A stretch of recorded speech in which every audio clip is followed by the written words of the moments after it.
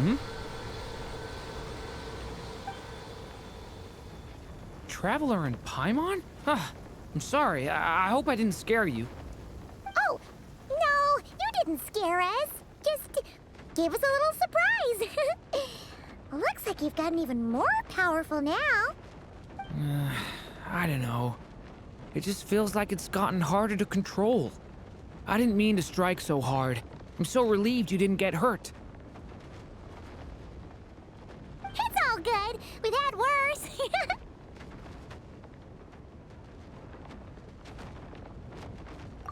No, don't worry about that.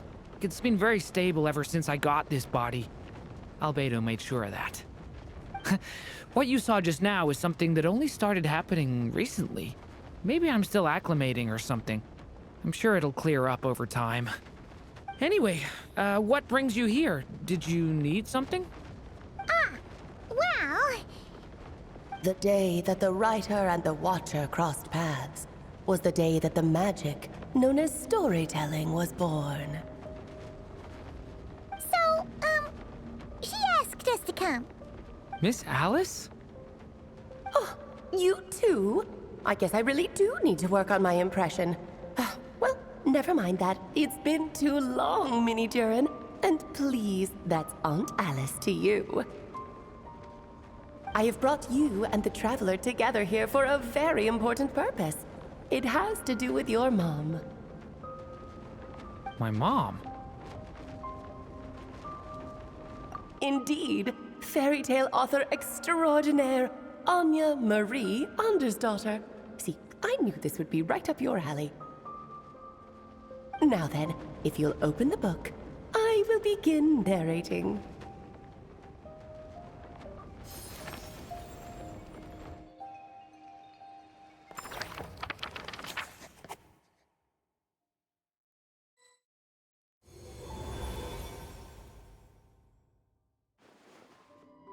Whoa! What is this place? It reminds Paimon of Simulanka. The two are indeed similar. Both worlds were built using the same magic, after all.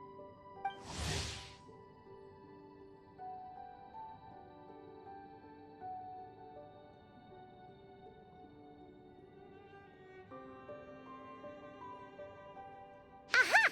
So it is Alice! Hello, Aunt Alice? Oh, no need to be shy. Just think of me as one of your mother's dearest friends. You keep talking about stories and magic. What's this all about? Simulanka 2.0 or something? Certainly not. Simulanka was a peerless masterpiece. Without the original author, it would be impossible to create a sequel, even for me. But you are right about one thing. Just like last time, I want to show you a work of magic that has to do with storytelling. What's this? This is your mother's dying wish. My mother's dying wish was a book? Let me answer that with a question. What do you suppose would be a writer's greatest regret? Have you ever read a book called The Little Witch and the Undying Fire? Oh, well, you're missing out. It's a wonderful book. It began as a little game at our tea parties. Each of us took turns writing the next part of the story. I wrote the first volume, then the other mages took their turns. Em was tasked with writing the final volume and tying everything up. But by the time everyone had finished writing their parts, Em had passed away. Oh, it was a terrible shame. A true tragedy. And that is the answer to my question. A writer's greatest regret is to leave a story unfinished. But all is not lost. I couldn't stand the doom and gloom of it all, so I went ahead and wrote an ending myself on her behalf. Then what's this book? This is the answer your mother gave to the same question. In her eyes, this was her greatest regret. She made me promise that I would bring it to you, because she believed the only person who could resolve this regret is you. So my mother's greatest regret is another unfinished story? You could say that. And I guess resolving the regret means finishing the story? That's one way to put it. Oh, is a straight answer too much to ask for? Her answer was quite the opposite of what I'd expected. But oh, how touching it was. I'd love to tell you what she said, I really would. But that would spoil the plot, and we can't have that. Spoilers ruin everything. Oh.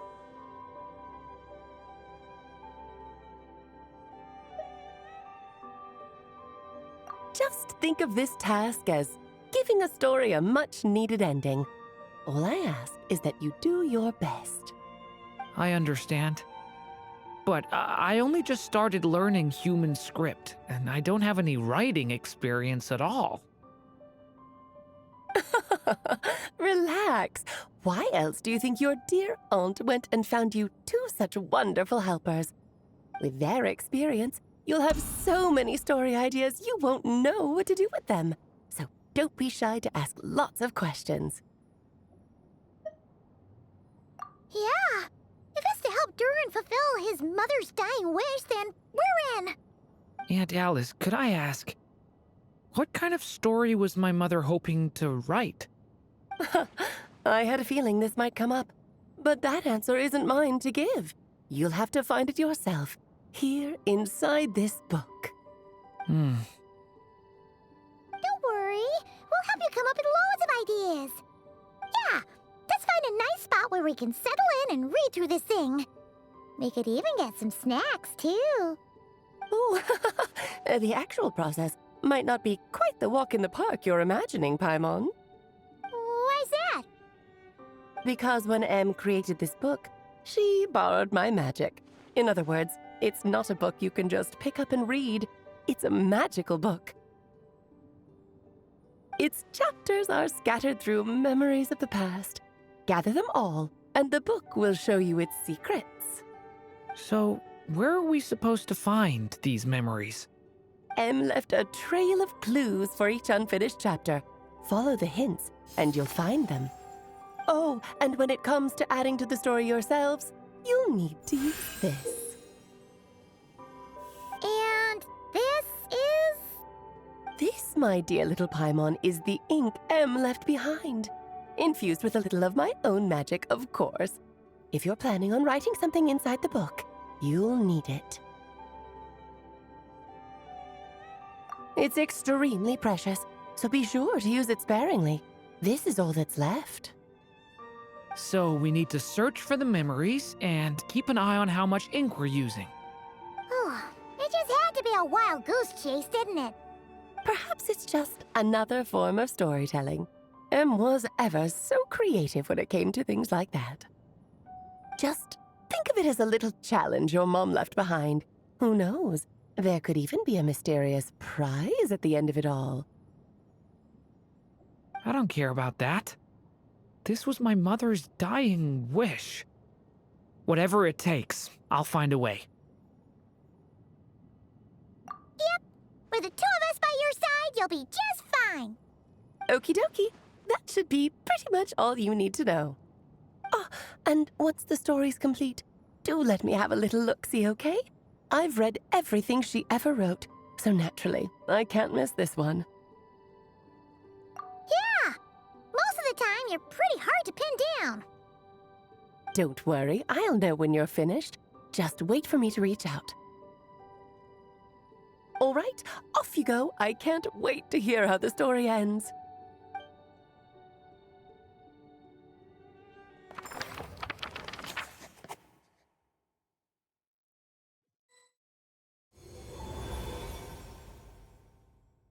Oh, here we are again.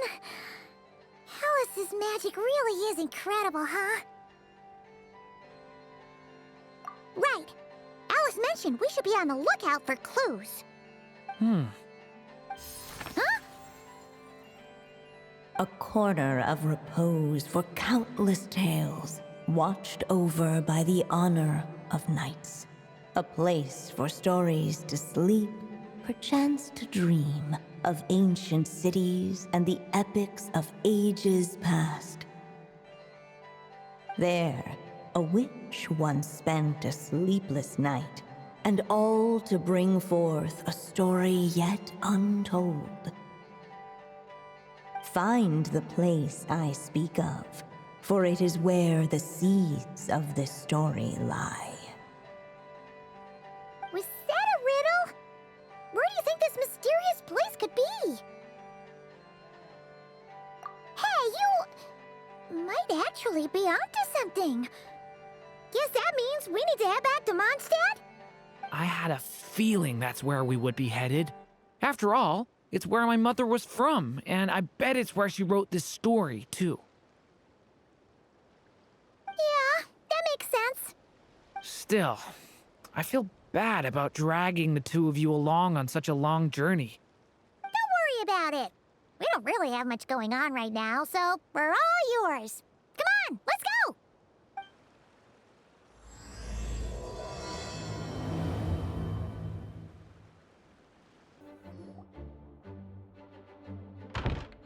Back in the Mondstadt Library, huh?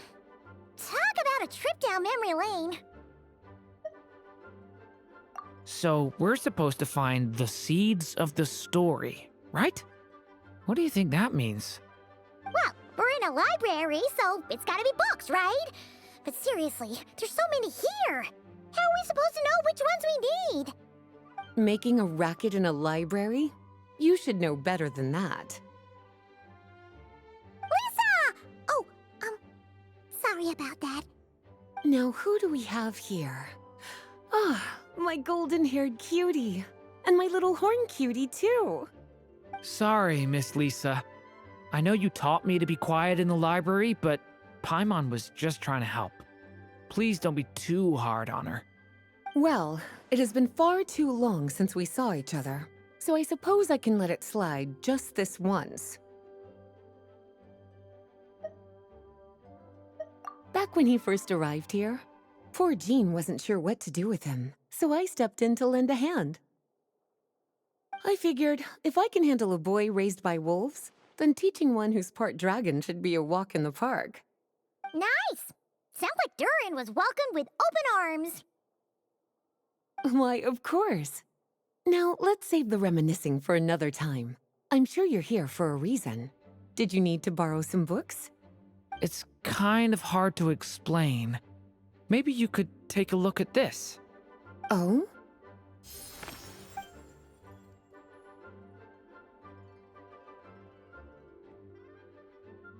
Ah, I see. These so-called seeds of the story must be the books that inspired its creation. That's just how it is with stories. They grow out of the tales that came before them. And that mage, I can almost picture her here, hundreds of years ago, scribbling away at one of these very desks. But we don't know anything about this story. How are we supposed to figure out which books inspired it? As it happens, just before I found you here, I was looking into something rather peculiar. One of the knights reported seeing some books that weren't listed anywhere in our catalog. Stranger still, just as he went to reach out for them, the books vanished into thin air. And then a while later, while he was browsing through other shelves, there they were again. Seriously? That particular knight knows this library inside and out. I'd be very surprised if he was seeing things. Something tells me these might just be the magical books you're after. According to the report, there are 3 of these books in total. I'll be relying on you to track them down, cuties.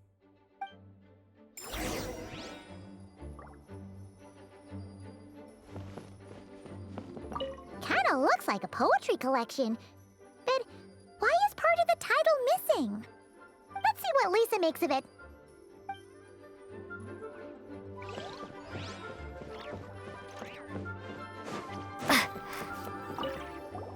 An experiment log. Looks like part of the title's been erased. There's something seriously suspicious about this book.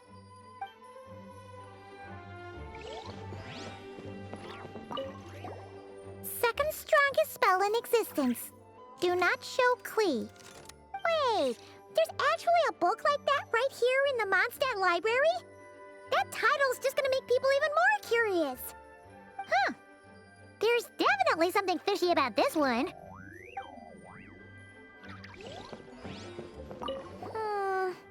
Let's hang on to this one for now. Could be one of the ones we're looking for. It's one of M's, after all. And refrain from making a Oh, wait! Did Klee write this one? Should this even be here? We better show it to Lisa.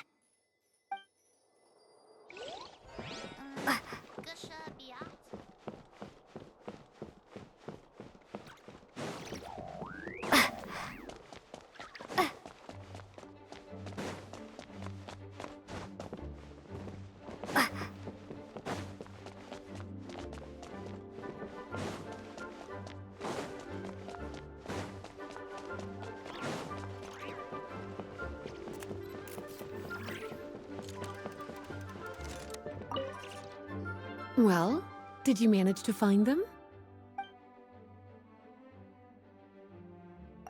Huh. This book definitely doesn't belong here. Yeah, we can tell just from reading the title. Albedo was the one who brought it in. He suggested I place it on the restricted list and keep it sealed away. Why? He said it's full of forbidden alchemical formulas, some of which could even result in the creation of dangerous monsters. Apparently, the danger it posed was so great, he didn't even feel like it was safe to carry around or keep it in his workshop. Really? Definitely sounds like it shouldn't be here then. Still, if that mage read this book too, it must have been written a lot earlier than I'd imagined.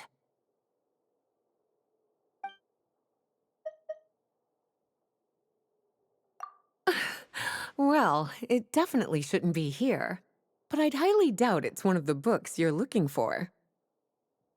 Because this is something Klee wrote.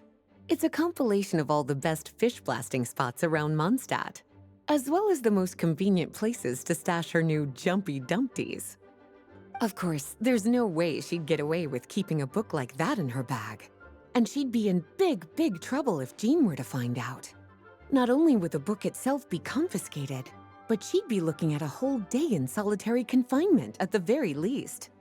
Somehow, she figured out that the best place to hide it was right here. No place like a forest for hiding trees, huh? Now, every time it gets confiscated, she just writes a new one and sneaks it back in. Yes, so thanks for helping me find it. I'll finally be able to hand it over to Jean.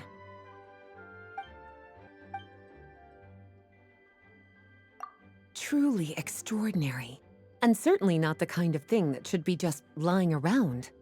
In fact, Miss Alice gave strict instructions about it. So, it's some kind of book of spells? Paimon's guessing magic this powerful should be kept a secret. It's true.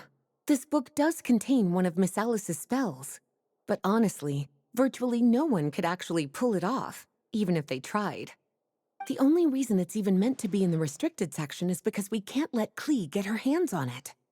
After Klee was born, Miss Alice advised us to seal it away. She even added that little subtitle herself. So, it's to keep it away from Klee, huh? Does that mean she could use it to cause even more mayhem than she already does with Jumpy Dumpty? No, that's not it. As Miss Alice herself put it, letting Klee see it too early would spoil the surprise. Yes, this is a restricted book, all right. It certainly isn't supposed to be here. Huh. But it looks like a regular poetry collection. How did it end up being classified as a restricted book? The issue lies with one of the poems inside. You've heard of the great battle that took place on Dragonspine, yes? 500 years ago, during the cataclysm in Conria, an evil dragon descended upon Mondstadt. A fierce battle with Dvalin ensued, but in the end, the evil dragon fell, and Dragonspine became its resting place. You're talking about Durin. The Durin of Dragonspine. Well, the poem in question turns the whole battle into a dance, with the evil dragon recast as an innocent child who came here in search of friends. But given all the suffering experienced at the claws of that dragon, how could the people of Mondstadt accept such a retelling? Bards are often accused of inventing history or distorting the truth in their ballads. But this one hit a bit too close to home. And since the knights back then were unable to track down the author, they decided to ban the entire collection, blot out the title, and seal it away for good.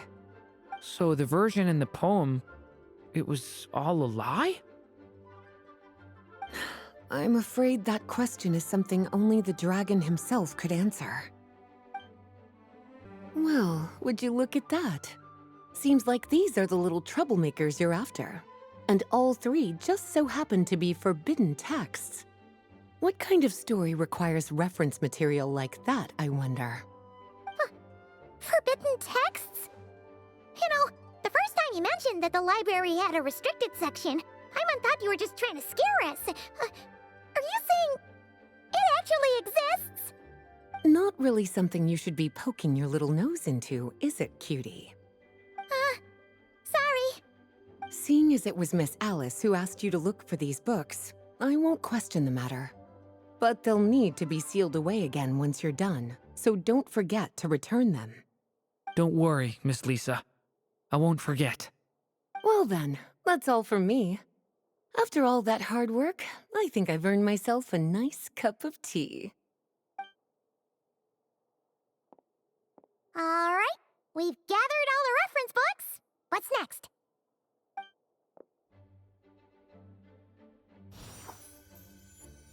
Wait, look!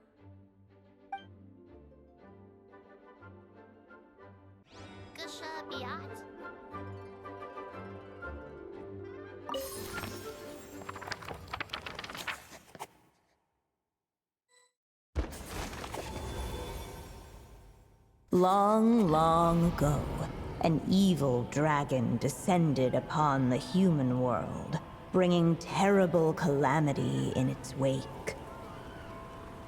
Bravely did the people resist, until at last, the dragon lay slain. Later, a witch with a love for stories came upon the tale of the evil dragon, and for reasons she could not explain, felt a pang of sorrow on its behalf. For she knew, despite its body being born of wicked alchemy, all along, the dragon's soul was that of an innocent child. Right up to the moment of its death, it had no choice in becoming a vessel of calamity, nor could it fathom the cruel fate that lay before it. Though the witch had a love of stories, she was not pleased with how this one ended. No, that won't do, she thought. I'll write you a better ending instead. And so she set off to do just that, borrowing a little magic from her friend. With it, she wove a dragon's egg, resolving to rear a dragon child of her own. Yet long in thought she lingered, wondering what kind of world her little dragon ought to behold upon waking.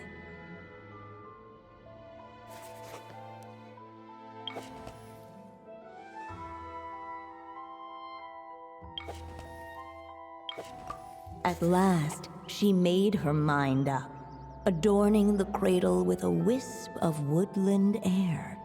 Then, she quietly waited for the egg to hatch.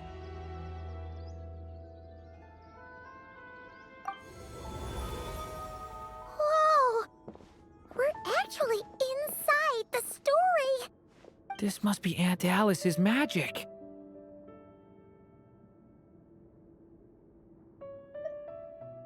Yeah. A story about me? why don't we just see where the story takes us? All we know is the beginning at this point. Okay. And now a golden-haired traveler, a silvery sprite, and a dragonborn youth step onto the stage. What new chapter will their arrival bring? Whoa! That came out of nowhere! Was that the same voice we heard just now? Yeah. But why does it sound so familiar? I've missed this. It's just like the stories my mother used to tell me. You mean... Em? She used to tell you stories? Yeah, she loved it. Back when she was still alive. Sorry, we should focus on what we're here to do. So, now that we're in the story, what's next? The dragon youth wondered aloud. Yet all he could do was wait for the story to unfold. Of course, there's something to be said for helping it along. Perhaps a little exploration could prove fruitful. Oh! Is that a hint? Yeah, I agree.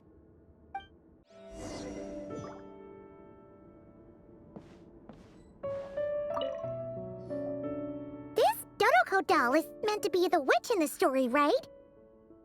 Wait a second. All the people we've seen that look like that turned out to be mages from the Hexen Circle. Do you think the witch in this story is one of them too? My mother had a hat just like this. Then, the witch must be Em! Looks like this story really is about Durin, huh? Whether the sprite spoke true or not, it had little bearing on the story at hand. For in that moment, what mattered most was not that she was a witch, but a mother waiting for her child to hatch. Let's keep looking. For a moment, the story crashers fell silent. Perhaps waiting around wasn't such a bad idea after all. Yet those who never stray beyond the main plot often miss the fun little details along the way. Look at all these books! Guessing the witch did a lot of reading while she was waiting for the egg to hatch. It just so happened a dragon egg wasn't the only thing she was incubating here. Where else might a story be born, if not among books? Oh!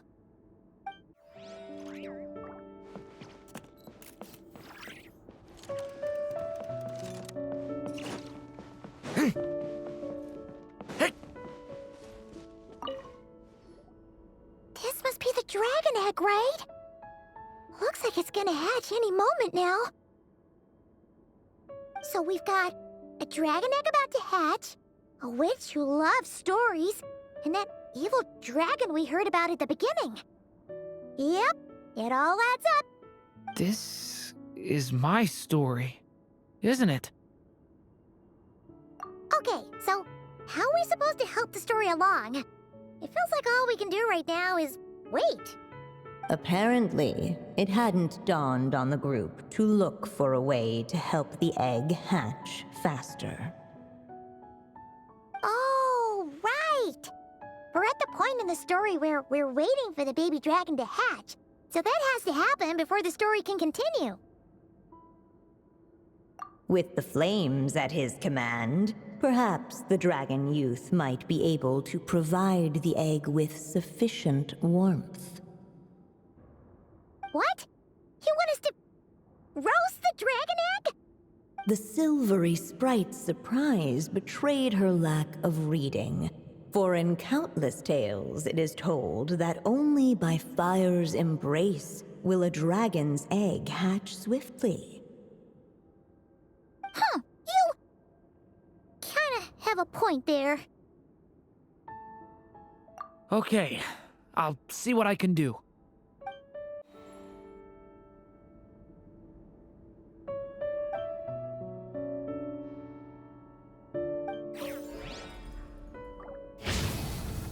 Leave it to me! A turning point in... Let every unborn life be welcomed with tender anticipation, and may that warmth stay with it for a lifetime.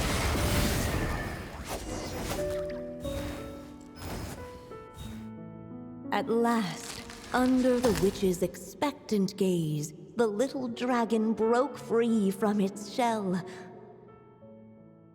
No living being has ever decided the moment of its birth. You were no exception, my child. I brought you into being because I willed it so, just like the witch who created that evil dragon. But I promise you this. Your birth was wanted. You are loved, and you will have a different fate than the dragon that came before you. You've never told me those things before, but for some reason, I always knew. Thank you for bringing me into this world.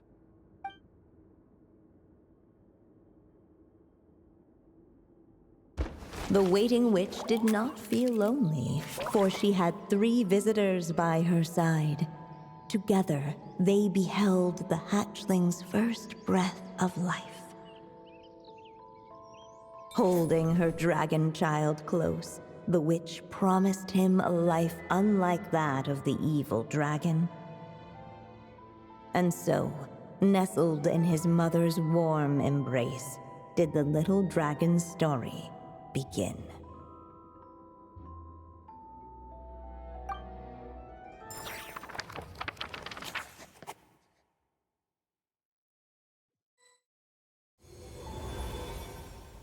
Wait, isn't this Mondstadt? Looks like we're back in the real world. Looks like there's more written on the page now and less ink left than before. So, does that mean we've completed this chapter? Yeah, but why does M seem to think that the story isn't finished yet? Durin broke free from the curse, came into this world with a new body, and even made a bunch of new friends. That already sounds like a happy ending to Paimon.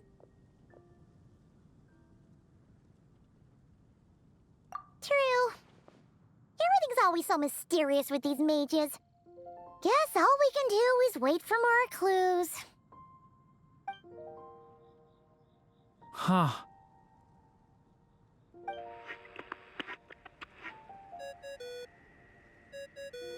Is this thing on? All right, that should do it. Hey, that's Alice's voice. Hello there, children. If you're hearing this, you've stumbled upon the little recording I left for you. I thought you could use a few hints about how the book works. By now, I'm guessing you've already begun to leave your mark on the story. You should know, however, that the book needs time to absorb the ink, so the next chapter's clues won't show up right away. Wait, so even magic ink needs time to dry? The good news is, you can return to any chapter you've already completed and continue to explore the mystical, magical storybook world you helped create. Have fun, dearies. Toodles! Oh, man. Paimon was so ready to knock this out in one go. Maybe it's for the best. Sooner or later, we'll end up being whisked off to another world again, and if that happens, who knows when we'll be able to come back. So it might be good to take a break while we can. A break. Yeah! Paimon has a sudden craving for the Good Hunter's sticky honey roast. And we happen to be in Mondstadt, so... So let's meet up here later. I need to find Miss Lisa to return those books anyway. Hey, Durin! Any more clues for us? We're all set for the next chapter. Yeah, I was just about to come find you. Let's see what it says. Now sprout to life the story's seeds, stirred by wind-born melodies. Then on that breeze the music leaves, fading into distant memories.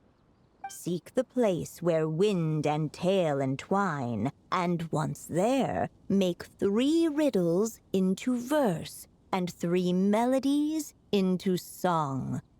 For in poetry and song will this story start to blossom.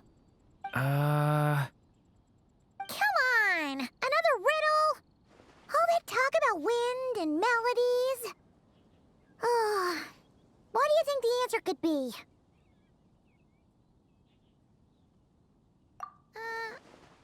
Oh! Care to elaborate? Wind? Music? Poetry? Tone-deaf bards gotta know the answer. You mean Lord Barbados? Albedo introduced us when I first arrived in Mondstadt. I mean, someone like me was bound to catch his eye sooner or later. It's better that it's out in the open anyway. Now, how should we track him down?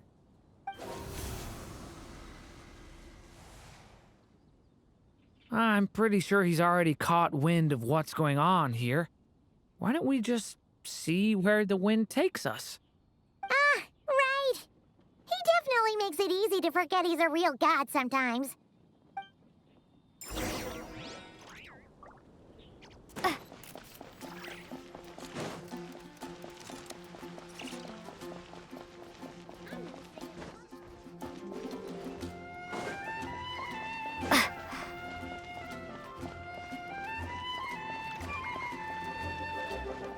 Traveler, climb on! What a sight for sore eyes!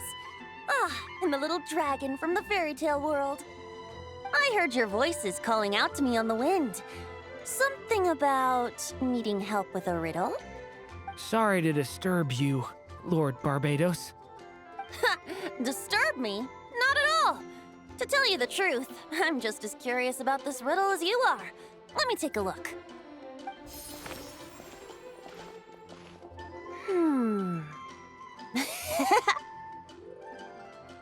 What is it?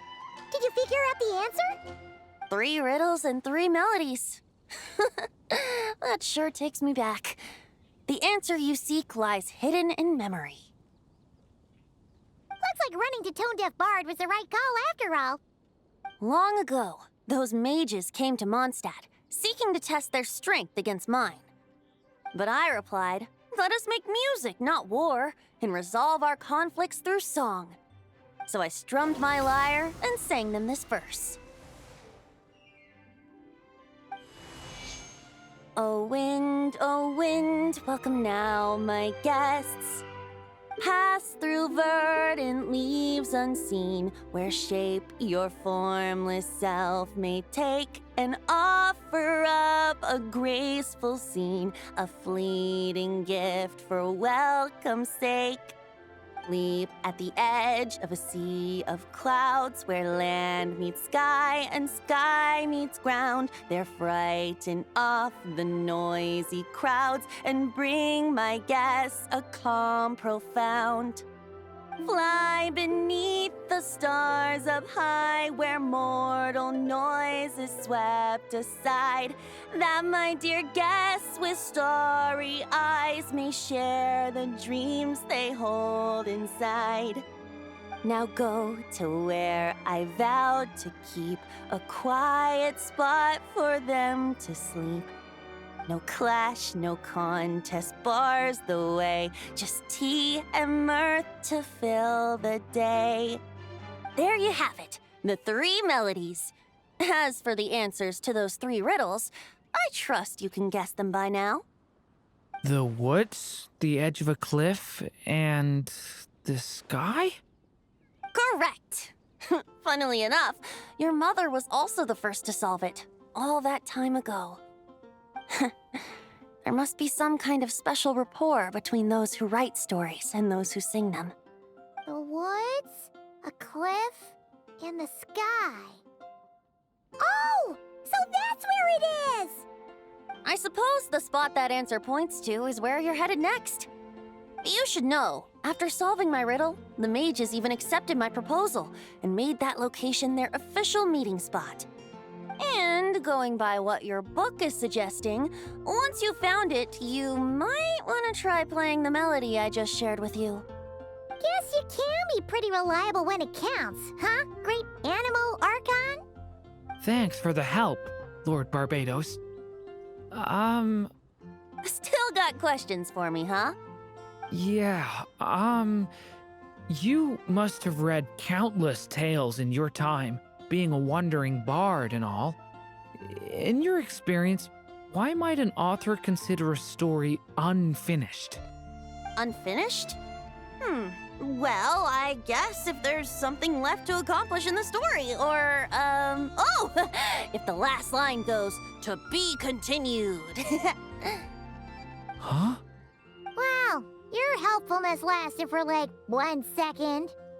In all seriousness, I would think the answer to that question lies in your mother's story itself. It's not my place to pry any further.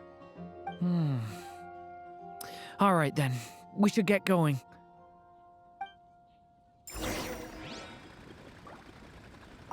I wonder when their next meeting will be.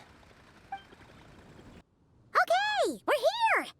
Now, we just need to play the 3 melodies, and we should be able to gather the memories for the next chapter, right? A musical performance? Out of all the things Miss Lisa has taught me, that's the one I'm worst at.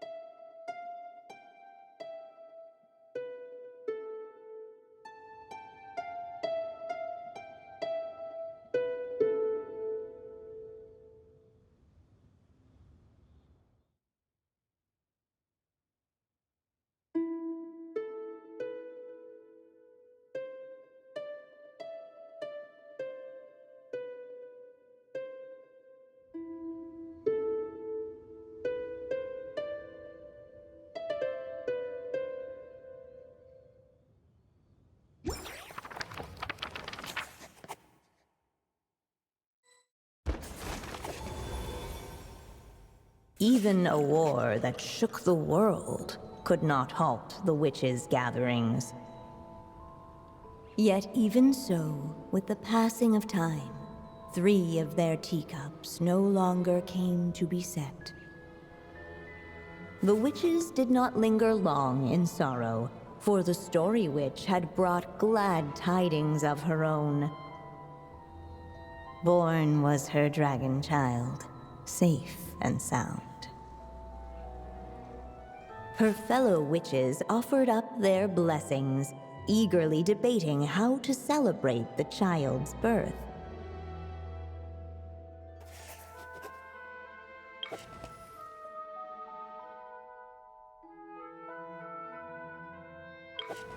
In the end, they settled on the most vibrant balloons they could find.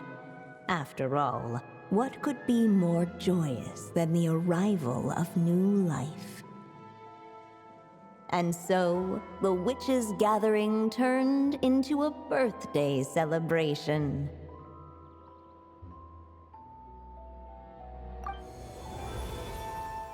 So, we're back in the story world, huh? As if from nowhere, new guests appeared at the witches' table. Perhaps they too had come to celebrate the dragon child's birthday. Yet while everyone else was busy thinking about what kind of gift to offer, these 3 seemed to have come empty-handed. Hardly the recipe for a warm welcome to a birthday party, now is it? A gift? Hey, what's this all about? We only just found out this was a party! While the guests voiced their complaints and grievances, perhaps they should have been wondering what kind of gift to give instead. So, we need to bring a gift to advance the story?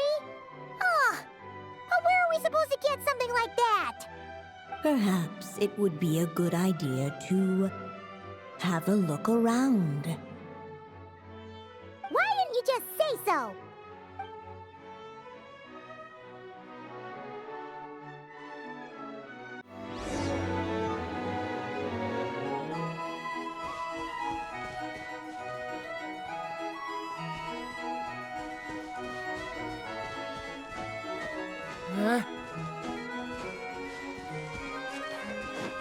No mark had been left on the page ahead. The group found themselves unable to move forward.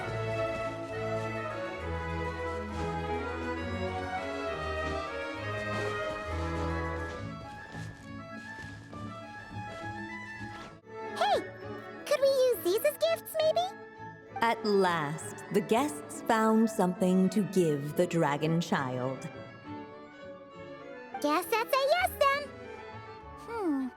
Which one should we go for? Still, the guests wondered what kind of gift might the little dragon really want. Should they put a warrior's sword in his hand and send him out on an unstoppable quest to save the world?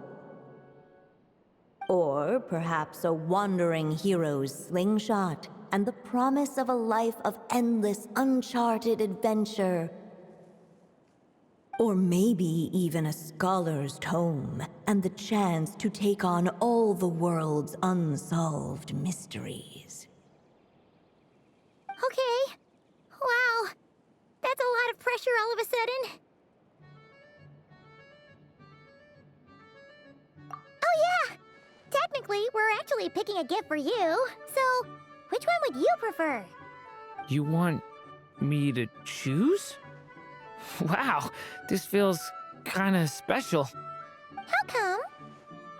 For as long as I can remember, I've spent most of my time living in the stories my mother created. I always thought my mother had everything written out for me already, just like the toy figures in Constellation Metropole. What I wanted to do with my own future. That's something I've never really thought about. What did I want back then? This is the first time I've ever asked myself that question. Sounds like this is the perfect opportunity to answer it then. It's been a while since you left Simulanka, and after everything that's happened, it might be about time to start thinking about your future.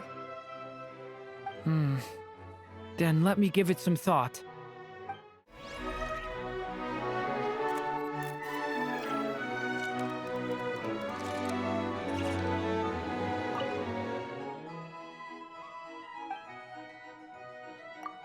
In the end, the guests settled on the warrior's sword. So, your dream is to become a warrior? I just really want to be able to keep people safe. If my time in Nodcry taught me anything, it's that a lot of problems in this world can only be settled by strength of arms. As long as I can help people, that's enough for me. Really? But I don't think it's enough. Alright. They should let us in now that we've got a gift, right? Hello there. Brought a gift this time. The newly arrived guest presented his gift, wishing the little dragon a future as an indomitable warrior. Accepting the guest's blessing, the Story Witch invited him and his friends to take their place around the table. Finally, she could introduce them all to her dragon child, telling all in attendance about the moment of his hatching, and of course, the name he'd been given. It was then that the Seer Witch, diviner of the stars, withdrew her gaze from the heavens and turned a sorrowful glance upon the little dragon. You gave him the same name as that evil dragon? That's right. But the life I intend for him shall be very different. What folly to love so blindly. For as you must know, a name is the mirror of destiny itself. He who bears an evil dragon's name must also inherit the fate of its previous owner. His fate has been foretold. Then I'll rewrite it. The witches at the table fell silent, for they knew the seer witch's words had never once proven wrong. Yet, just as clearly, they recognized the story witch's resolve, for there is scarce a force in this world more fearsome than a mother's love. At last, the merry witch stepped forward, dispelling the uneasy silence. So be it. Then we'll all lend a hand. Together, we shall rewrite this child's fate. You mean to defy one of the fundamental rules of this world? I refuse to be shackled by such rules. Besides, this is a witches' gathering, is it not? What could be more fitting a subject for this occasion than to defy them? Oh? Sounds like an interesting experiment. I suppose, were we to succeed in this endeavor, we might bring a touch of wonder to this otherwise dreary sky of stars. The merry witch finally talked them all round, just like she had done many times before. Warm and strong as the sun she was, so much so, in fact, that those who her light shined down upon had no choice but to bask in it. And so the witches readied their gifts, 3 marvels of the cosmos. For this child, I shall decipher the ravings of the heavens and lay bare before him the trickery of fate. For this child, I shall leave a formula powerful enough to unravel the very origins of this world, that he may seek another solution for the conundrum of his life. For this child, I shall call upon wondrous magic to make possible his impossible wish. All the story witch had was the pen in her hand, yet with the love that flowed from it, she resolved to bring forth a marvel of her own. For this child, I shall leave behind the last story I will ever write, and with it, a path to an ending yet untold. With the witch's blessings given and received, the little dragon's fate at last began to turn. In the midst of the dragon child's birthday celebration, the seer witch proclaimed her prophecy. The child had been given the evil dragon's name, and with it, the burden of its fate. But hearing this, the story witch vowed to rewrite it all, for such was her love and resolve. And so the other witches offered their gifts in turn, marvels as rare as any in the cosmos. Together, they sought to test one of the fundamental laws of this world, in part to support a mother's love, and in part to sate their own curiosity. Oh, and I almost forgot. Our new guests came bearing blessings of their own. Who knows? Perhaps this extra bit of courage might be all the little dragon needs to change his fate.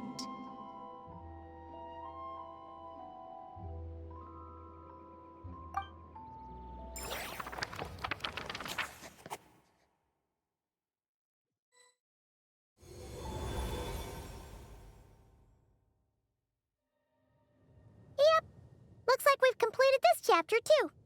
Those witches in the story were the mages at the Hexen Circle, right? They sure seem to care a lot about you, Durin. But, Paimon kinda had trouble following their conversation. Just a bunch of mystery, as usual. The evil dragon's fate. Oh, is that what you're worried about? But didn't we already take care of that?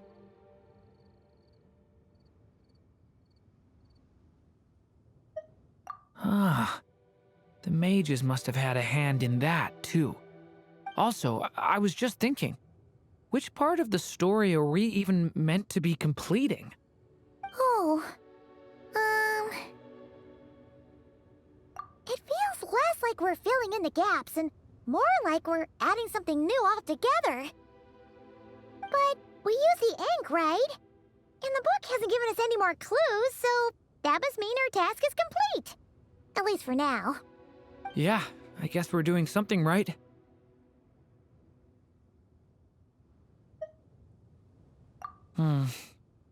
Maybe I'm overthinking things. It's just, this is my mother's final wish, so I don't want to mess it up. Anyway, thanks for all your help. I'll let you know as soon as the book reveals a hint about the next chapter. Okay then. See you in the next chapter.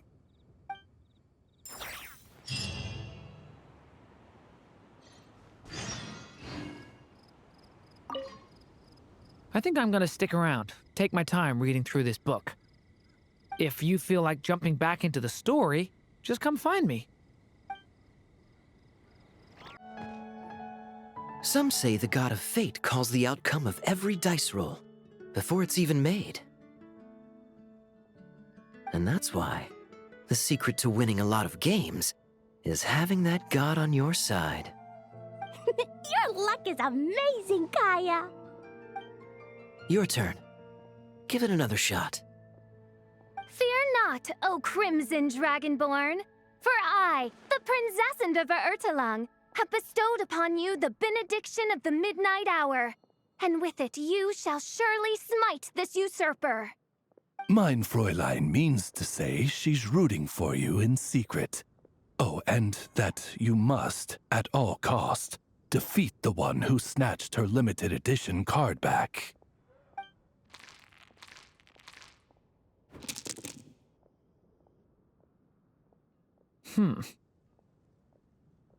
I'm not too sure if that counts as good luck or bad. Tis not but the perfidious machinations of fate. Hey, everyone! Miss Honorary Knight and Paimon, you're back! It's good to see you, Honorary Knight. Mein Fräulein is quite invested in the outcome of this match, so please, allow me to extend greetings on her behalf. Of course. But if you're all playing cards, how come you're not over at the Cat's Tail? There's something about our horned friend over there that seems to frighten off little animals. Could be because he used to be a dragon. Normally, the animals just steer clear of him, but in the close confines of the Cat's Tail, let's just say, the feline residents probably consider it their turf. And we all know how dangerous a cornered cat can be. I just wanted to borrow one of their nests for a nap. One of their nests? Wait, you mean a cat sofa? Yeah, it's more comfortable for me. I can stretch out just the way I like. But it turns out the Black Cat and his minions are quite territorial. Luckily, Miss Diona helped smooth things over, and they finally agreed to let me use one. But, I only get to use it after dark. Oh, Diona stepped in! You know, underneath it all, she really does like helping people. The more likely reason is because Durin won't touch a drop of alcohol. As far as Diona's concerned, that pretty much makes them two peas in a pod. It's a shame, really, considering everything Mondstadt has to offer in that regard. Mondstadt's alcoholic drinks are a bit too much for me to handle right now. But maybe someday. There's no need to force it. Who says you have to drink just because you're in Mondstadt? Yeah, it's just, I'd really like to make some more friends, so I need to learn how humans socialize. I guess alcohol is usually involved, though. But that's why I started learning how to play Genius Invocation TCG. It's also a kind of social activity, but it doesn't involve drinking. And I've been lucky enough to receive the guidance of the Prinzessin de Verurteilung herself. Hey, alcohol when you can make friends playing card games? Speaking of which, need any tips from the master over here? You'll wipe the floor with that opponent of yours. Paimon guarantees it. Unfortunately, with the luck he's having, not even that legendary card master from Sumeru could turn things around at this point. Yeah, that last roll wasn't great. But who knows? Maybe you'll have better luck next time? He keeps getting the exact same roll over and over. This is the third time already. If there really is a god of fate, they could have cut this kid a bit of slack. Like, I don't know, make it possible for him to roll at least one other side of the dice? I think I've lost. Must even a dragonborn, sanctified by the power of benediction, succumb to fate's insidious snares? Don't be sad, Durin. You'll definitely win the next round. You can even borrow Dodoko if you want. Mom says she brings good luck. Thanks, Klee, but there's something more important I need to take care of now. Oh, okay. So, the book's given us another hint, right? Yep, and I think I've guessed where we're headed this time. Come on, follow me. Not every day you're back in Mondstadt, huh? Care to grab a drink if you're free? Miss Honorary Knight and Durin, are you heading off on a big adventure? But Master Jean said I can't leave the city today. Promise me you'll tell me all about it when you get back, okay?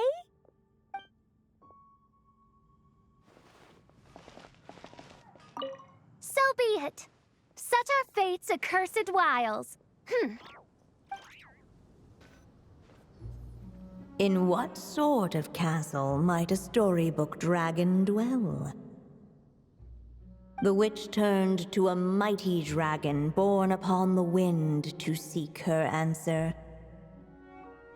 From afar, she beheld a solitary castle, standing lonely beneath its wings, and wrote it into words.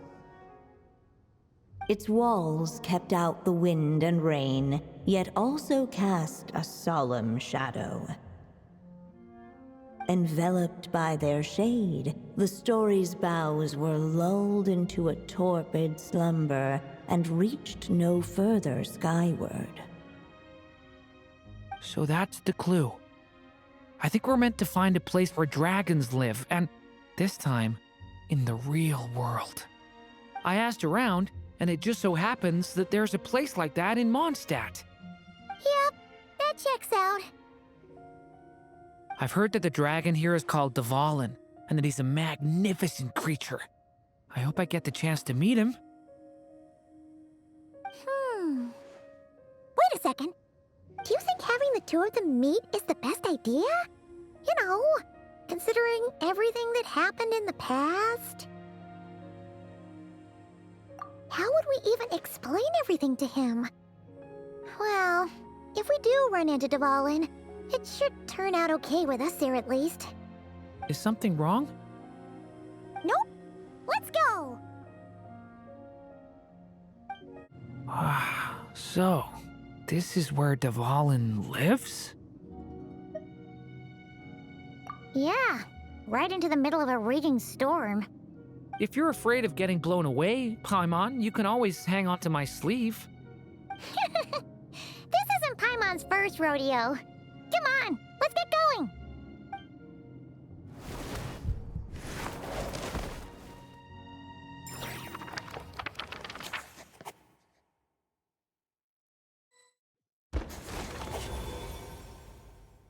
The little dragon grew with each passing day, and the story witch, who loved him dearly, built him a big, beautiful castle.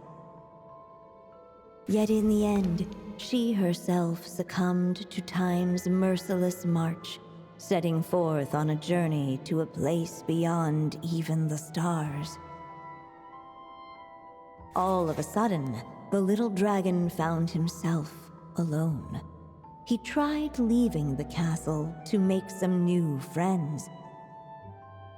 But already he had grown the claws and scales of an evil dragon, just as the prophecy had foretold. Afraid he might hurt someone, the gentle little dragon hid within the castle his mother had built, and came forth no more.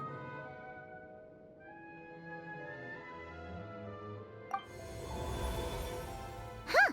Looks like we're back in the story world. And from the sounds of it, this chapter must be about Simulanka, right? Yeah, like the fairy from the Forest of Blessings, the king of Constellation Metropole, that cat lady who turns into a box. Ah, yep. That would be Nilu, Navia, and Kirara. Oh, and there's Hat Guy, too. Only lately, whenever I see Hat Guy, I get this strange feeling. What kind of feeling? It's like there's something on his mind. He hasn't told me what it is, but I can sense it all the same. Well, he's always been kind of broody.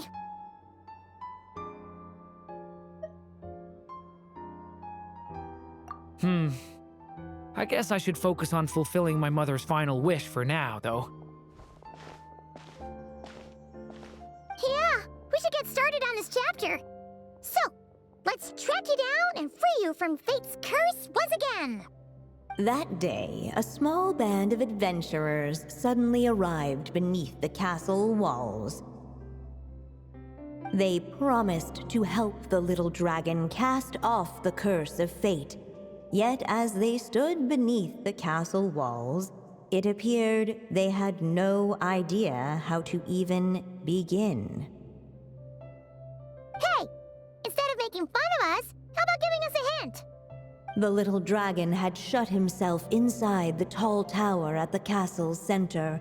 Anyone who wished to reach him must traverse the barriers that wall off his heart, for there is no other way. Looks like we're in for another long one. Let me try something. Ooh, do you have an idea?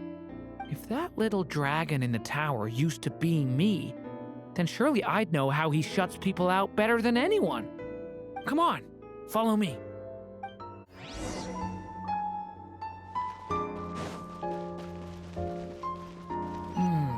That telescope. I've seen magical tools like that before. It should come in handy.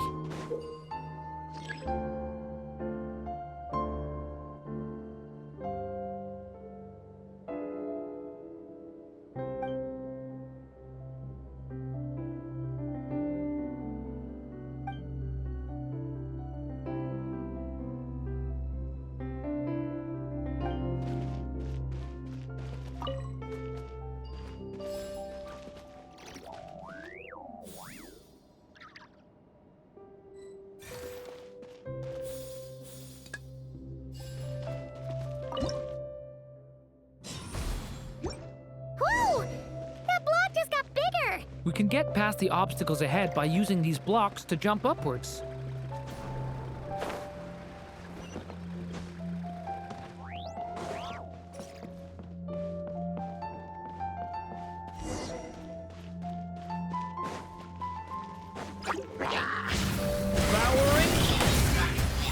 This place is like a maze.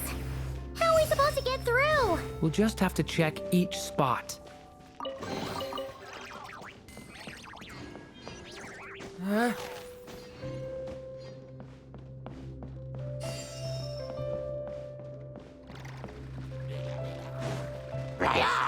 Devouring claw! Element for the end!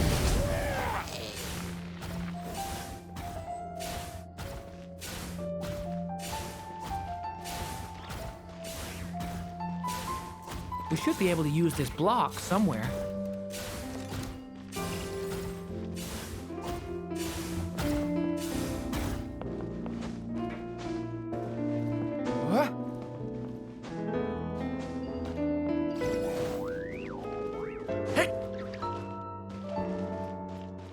Looks like this telescope is missing some blocks. Oh.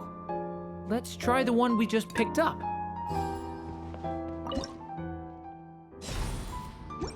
Still not enough. Guess we'll have to keep searching.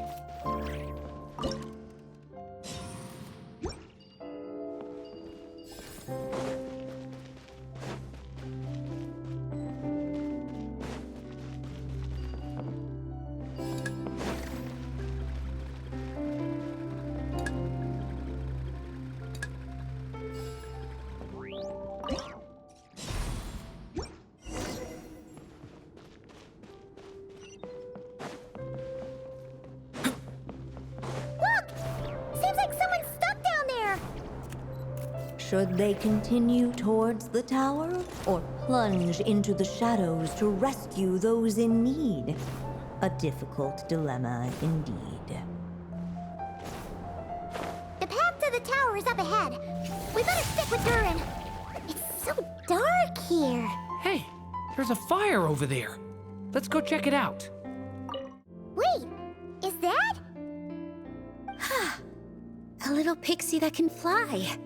Are you here to help the dragon break his curse too? Oh, what's this? More brave adventurers bold enough to set foot in this castle? Come, join the ranks of your liege's guard. Nilu and Navia! Nilu? No. I'm a flying squirrel fairy. And I'm a giraffe king. Not this Navia you speak of. That's right. Oh, and don't forget Catbox Lady. Are you friend or foe? Friend! Definitely friend, Miss, Catbox Lady? Yeah, Simi-Lanka is a big part of Durin's story. So, guess it's no surprise the people we were with there would make an appearance. Okay, I think I get it now. Flying Squirrel Fairy, Giraffe King, Catbox Lady, please follow me. The shadows cast from the high walls of the tower were manifestations of the dragon's loneliness, barring the path of any visitor who wished to be his friend. The group of brave creatures sought to aid the little dragon in lifting his curse, yet without light to lead the way. The group was trapped, waiting on a miracle. These shadows are blocking our path. It seems like the little dragon is afraid to meet us. If only we had more firelight. But you three don't seem to fear these shadows. Why? Because I carry more than enough firelight for all of us. Besides, even though we're here to complete the story, who says it can't look a little different this time?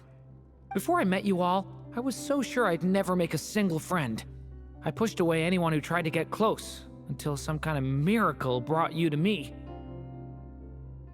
This time, allow me to return the favor. I'm not sure I followed all that, but you want to help the little dragon break his curse too, right? Yes, so please, come with me.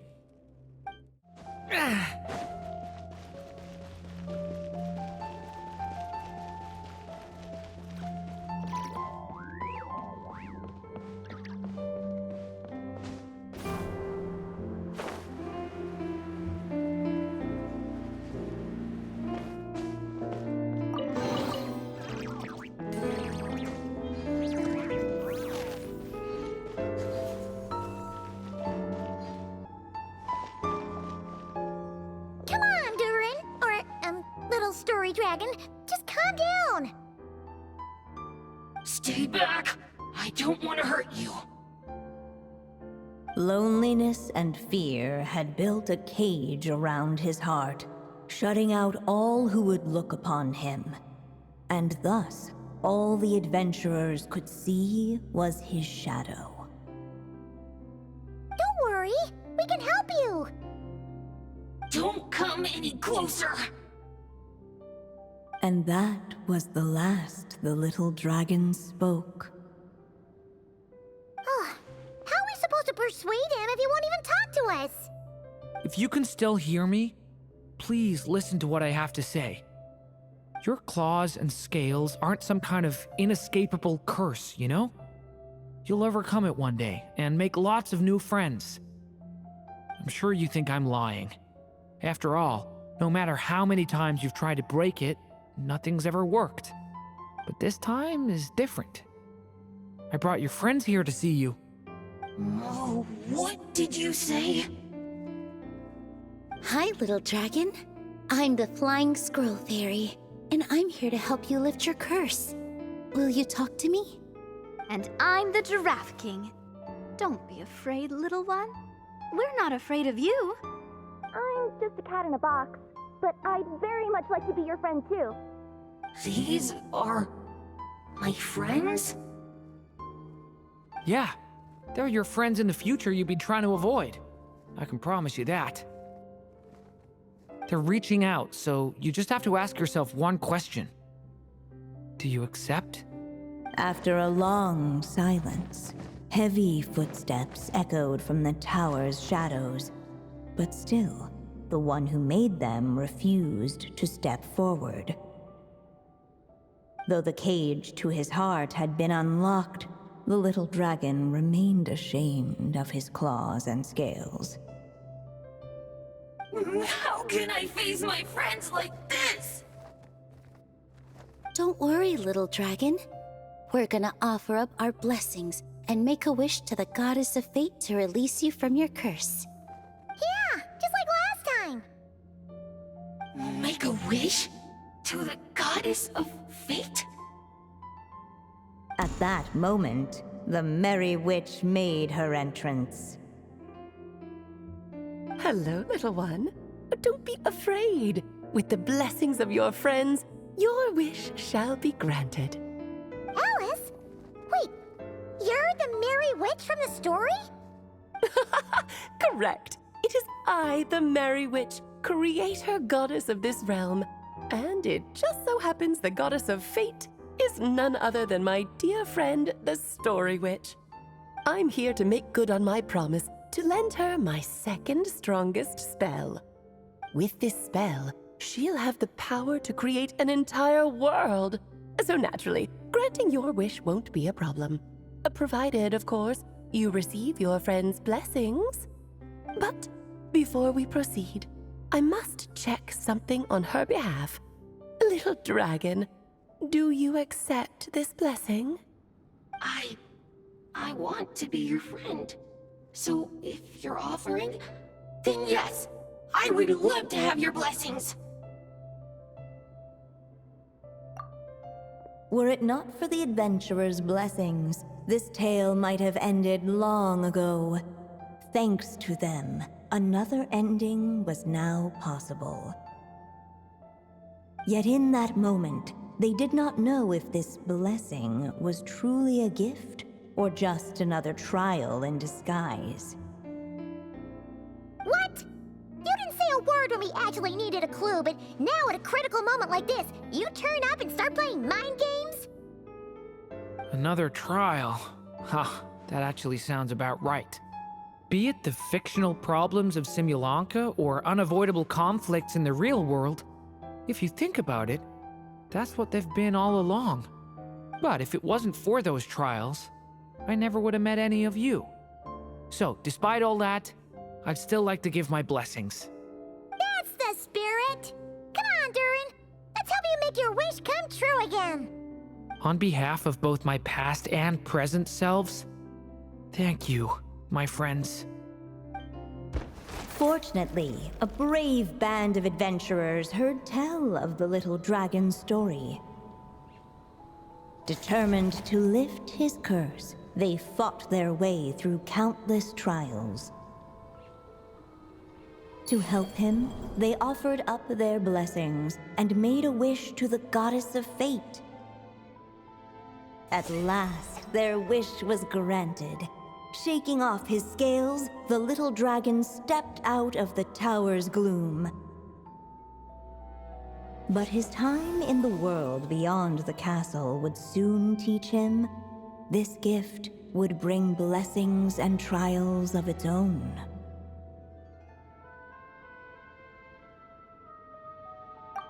And as far as the little dragon was concerned, the tricks of fate had just begun.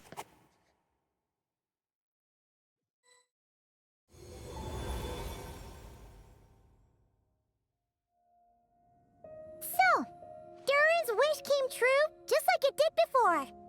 If this story was written by my mother, then surely that was the last chapter we just completed. Oh yeah! So, in other words, we finished it. Looks like that's a wrap on Alice's task, and there's even some ink to spare. Guess we'll have to wait for her to make contact, like she said. So, my mother's final story has finally come to a close. Sounds like you're a little sad to see it end. Back when I was still living in Simulanka, I was always under the illusion that my mother had never truly left. Every day I spent immersed in that world. It felt like she was right there by my side, still reading me bedtime stories. But now... Durin.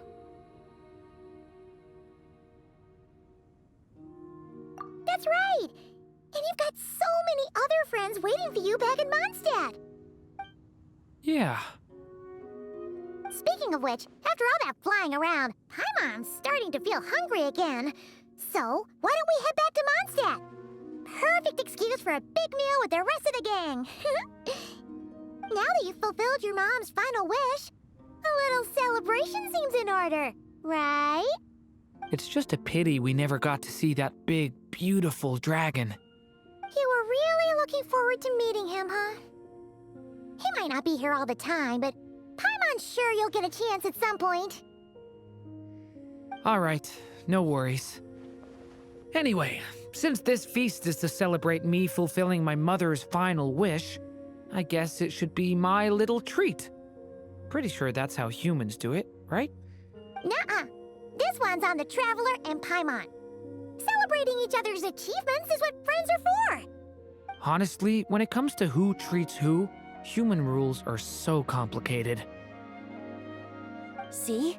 He wants to be friends with you, too. But the moment hasn't come. At least, not yet. In any case, the story should have a better ending this time, don't you think? Whew. Feels like we were gone for ages. Hopefully, everyone's still here. So, your adventure was a success, huh? Want to grab a drink to celebrate? Absolutely not. No booze allowed. This honorary knight, Durin! I want to hear all about your big adventure.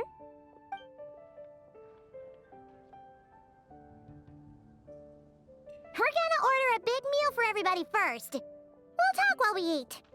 Yippee! Excuse me. Did I hear you call him Durin just now? But wasn't Durin the evil dragon that fell on Dragonspine? Come on, miss! This Durin isn't that evil dragon from Dragonspine. Albedo said... well, it was kinda confusing. But anyway, it's super cool. Oh, is this your first time meeting him, Marjorie? No wonder you're getting him confused. Still, even if you hadn't met him yet, shouldn't you have heard about him at the very least? At this point, pretty much the whole city has.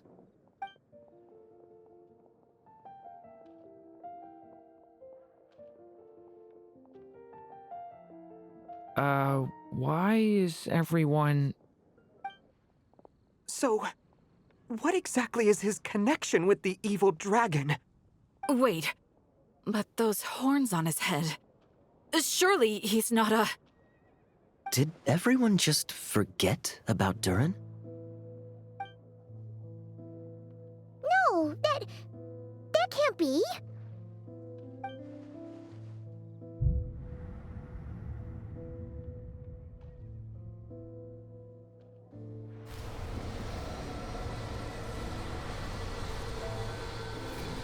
The tricks of fate had just begun.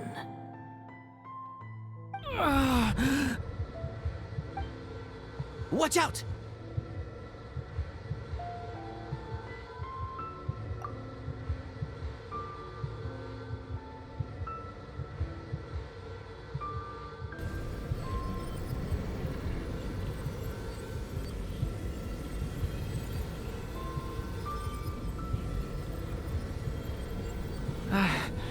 No one got hurt. Did they? Durin! Durin!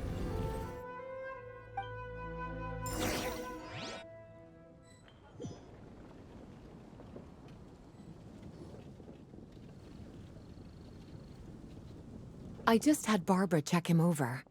He's not badly hurt, but he seems to have burned through a lot of energy fending off some kind of dangerous power. He'll need some time to rest before he wakes up. So, can someone explain what's going on here? It seems like, aside from Durin's close acquaintances, the people of Mondstadt have forgotten everything about him. How could that even happen? Worse still, the abyssal power within him is showing signs of extreme instability. Could be a separate issue, though. I'm not sure. If the abyssal power inside him spirals out of control, Mondstadt will be in grave danger. I completely agree. All right then. As acting Grand Master, I'll send a letter requesting Albedo's immediate return. Until then, the Knights will watch over Durin. That's pretty much all we can do right now. Also, allow me to look after this book for now. If you need to consult it, just drop by my office. Do you think the book might have something to do with what's happening? It's just weird that Alice still hasn't contacted us. Maybe we should head back inside the book and take another look.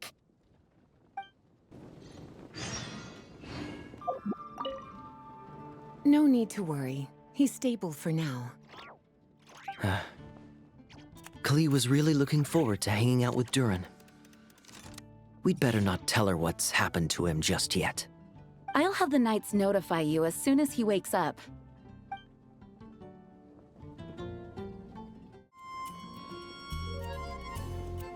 Jean! Hello, you two. I'm glad you got my letter.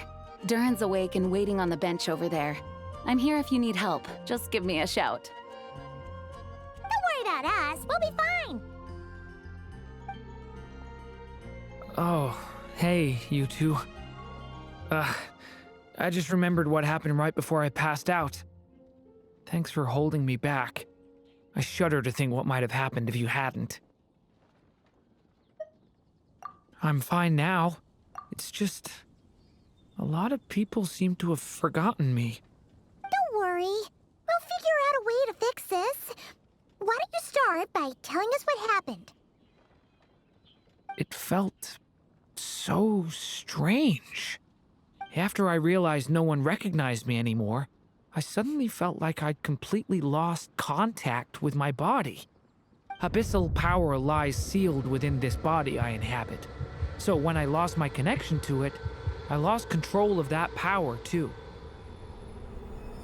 It wasn't until I heard everyone calling my name that I was able to reconnect with my body. You lost contact with your body? Does that mean there's something wrong with it?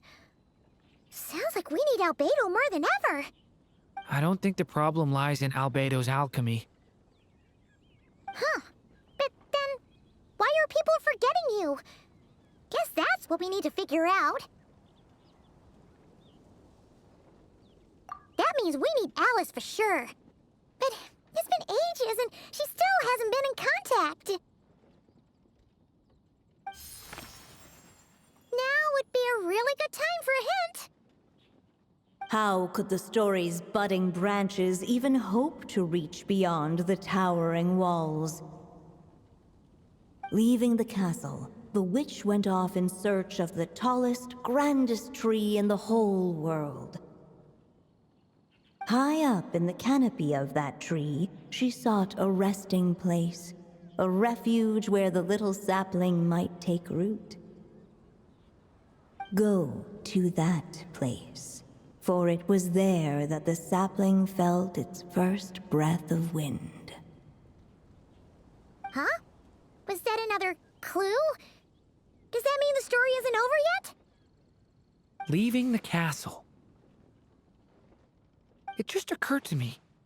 If this story is all about my own experiences, then wouldn't what happened after I left Simulanka be part of it too?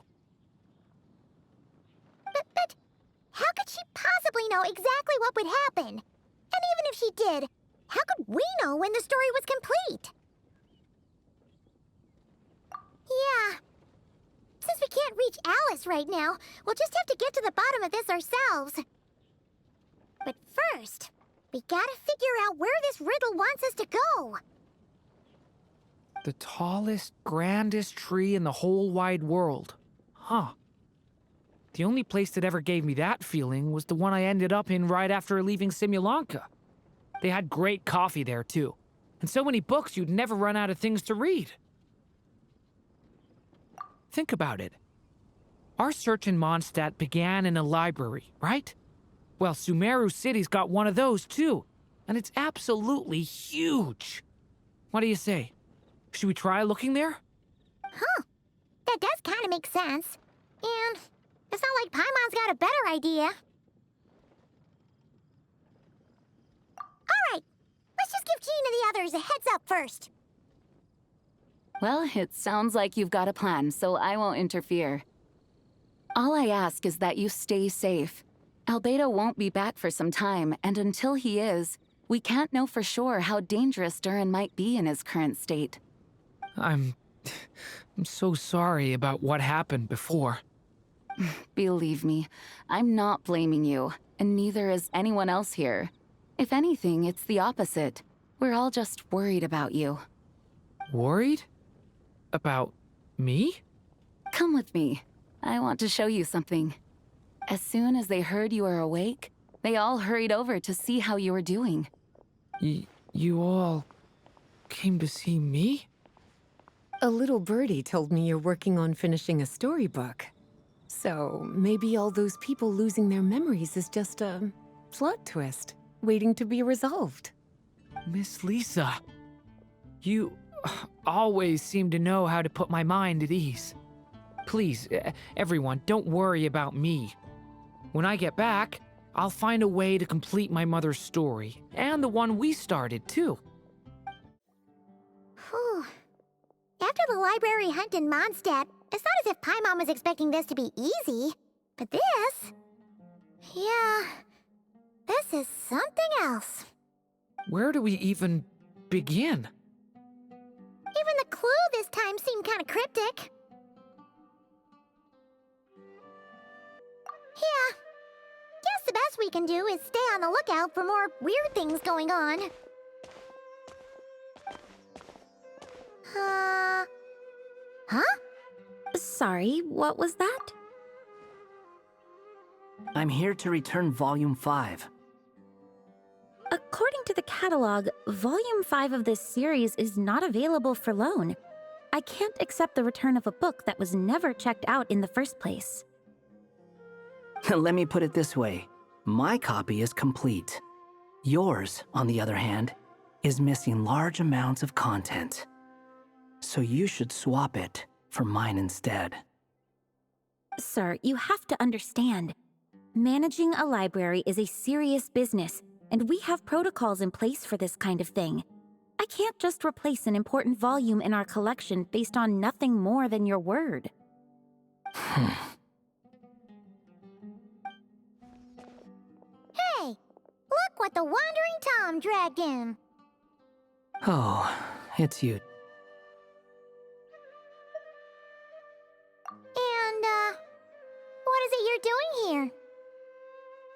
I'm a traveling scholar, as you know. Isn't a library the most natural place for me to be? Well, the last time we saw you was all the way in Nodcry. Paimon just didn't expect to suddenly see you in Sumeru, that's all. There were some things I needed to come back and take care of. Some documents had gone missing, so I tracked them down, restored them to the original condition. And now, I'm here to return them. And considering what I'm planning to do next, it feels like a weight off my shoulders. What's going on with you, huh? You look like a kicked puppy. Hat guy. Ah, at least you haven't forgotten about me. What's that supposed to mean?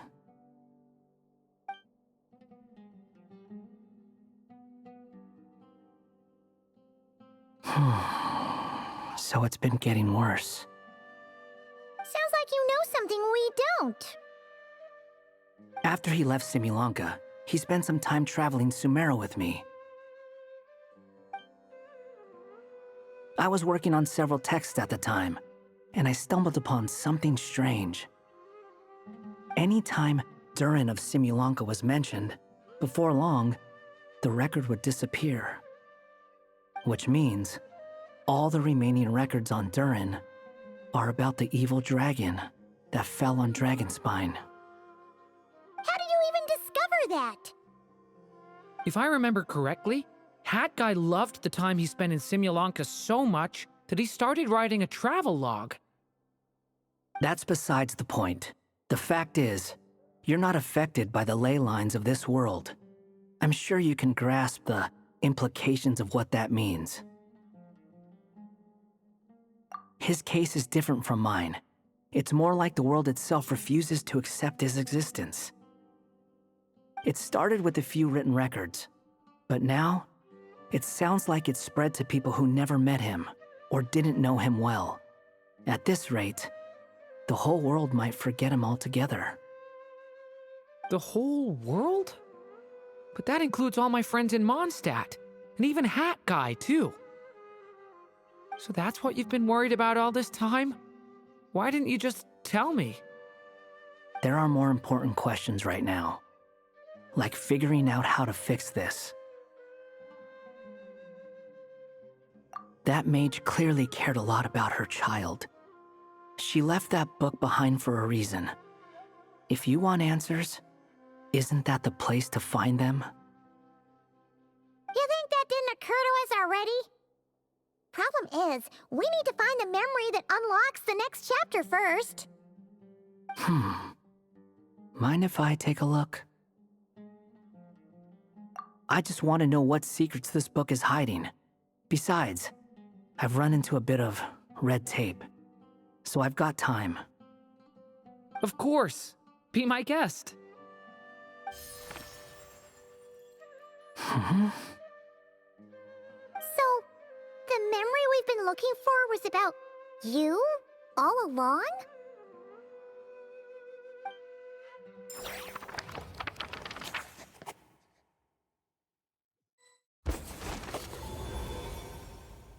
The little dragon became companions with a stray cat with dark blue fur. It was a friendship born of all they had in common. He left his castle at the stray's invitation, setting out to explore the world beyond its walls. There, he grew fond of the outside world, eager to make friends and share the story of his life. Taken by the dragon's story, the stray tried to write it down. But he soon realized that no matter how he tried, it would always warp into the evil dragon's tale.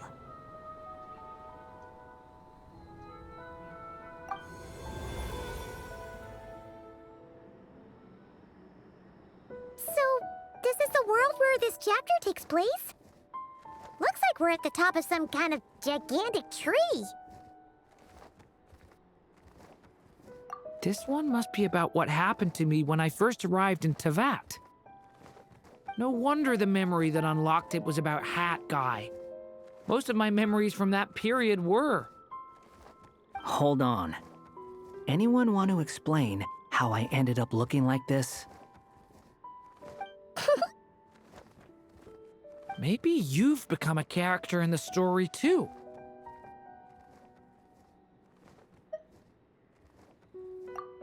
You see me as a stray cat? A wandering Tom, to be exact.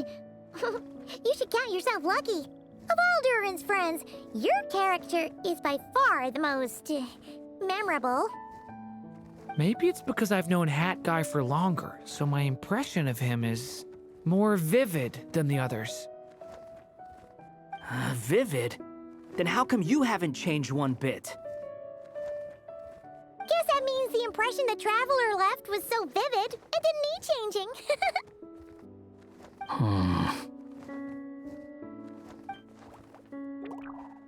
Hello, everyone! Ready for today's adventure? It's the storybook, Durin! Oh. So you're not playing yourself in this one? Does that mean the two of you have even more memorable roles to play?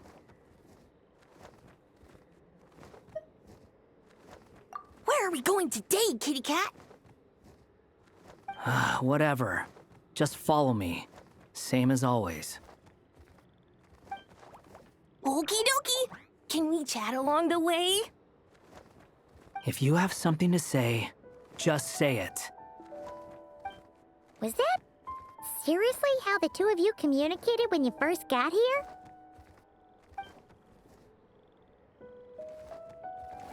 Yep. Anyway, how do we get ourselves out of here? Usually, the narrator gives hints to help us figure out what to do. Speaking of which, about time we got some of those, don't you think? The story's vines had woven themselves together into a giant tree, the boughs of which a little storyless dragon now paced, homeless among its leaves. He had to find a way to leave this place and set off in search of a home of his own. If he stayed, the world would erase him from its memory altogether. To leave this place? But where am I supposed to go? The little dragon felt completely lost. Just like the vines, the road ahead branched off into different directions, twisting and turning before disappearing into the mist. But as luck would have it, a prophetess waited up ahead. Perhaps she might know where each path might take him.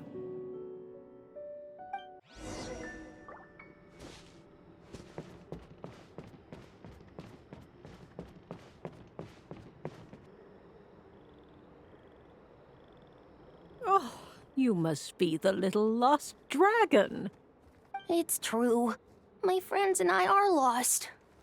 This meeting was no accident. The prophetess was in fact the seer witch, here to present her promised gift. The seer witch? Oh yeah! That's Mona's teacher, right? The old hag? Insolent child. I am the seer witch, your prophetess, not some old hag. Sorry! Now, little lost dragon, I have come to bestow the gift I once promised. A prophecy. A prophecy? Hear me now, for my prophecy is this. One day, the dragon from beyond the castle shall be reborn, and none may avert its coming. The wind took the prophecy and swept it off into the distance. And so, the little dragon was shown a path to wander.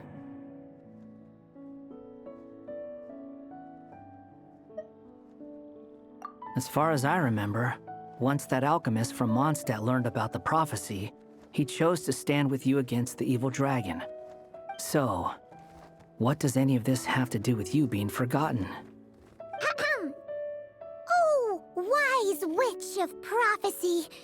Could we trouble you with another question?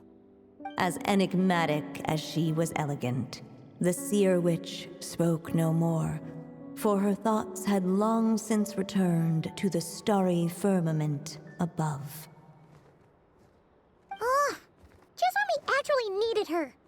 The seer witch was my mother's friend. So the prophecy she just gave should turn out to be helpful. Well, it's not like we've got better options. But if all we need to do is leave this place, which path should we take? Why don't we take a look around? As enigmatic as she was elegant, the seer witch spoke no more, for her thoughts had long since returned to the starry firmament above.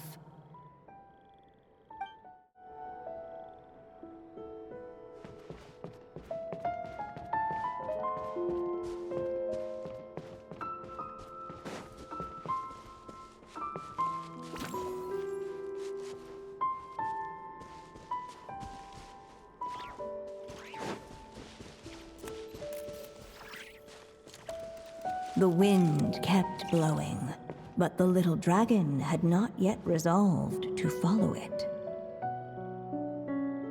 Before him lay a foggy path, and where it might lead he could not tell.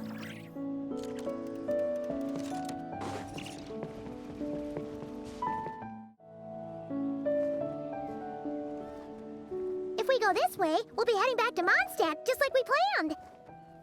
Out of all the options so far, this seems like the safest, right? At least we know what happens next. He helps stop the evil dragon from returning, gets a new body, makes a whole bunch of friends, who all just forget about him. But you didn't forget, Hat Guy. I'm just saying, choosing this path wouldn't solve the main problem. You'd still end up being forgotten. Huh.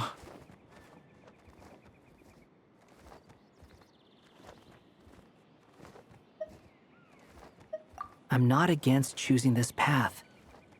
I just wonder what secrets it might be hiding. Let me think about it.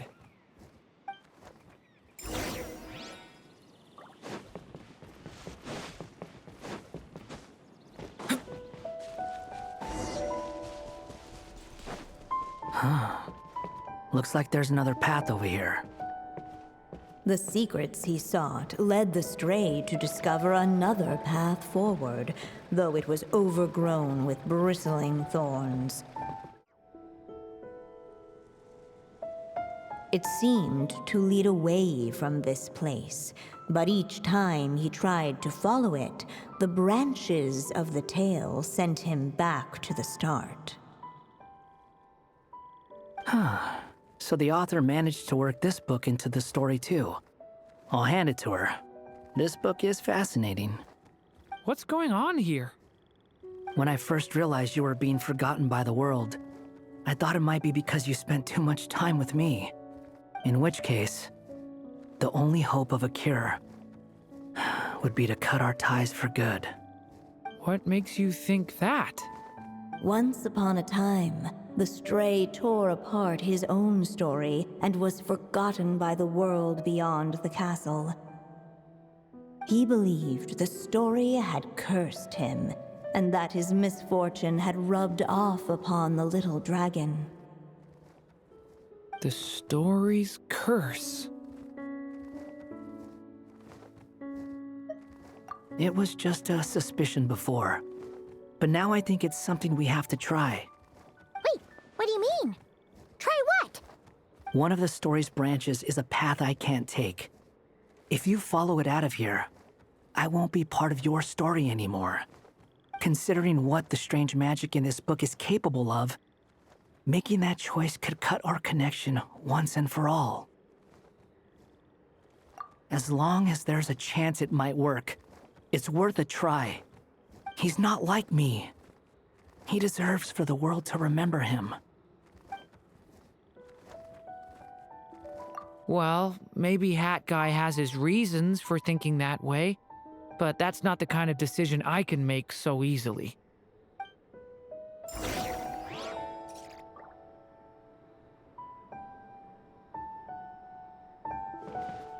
It's what my stray cat buddy thinks is best anyway. Hat Guy. It's worth a shot. Just don't let this world forget who you are.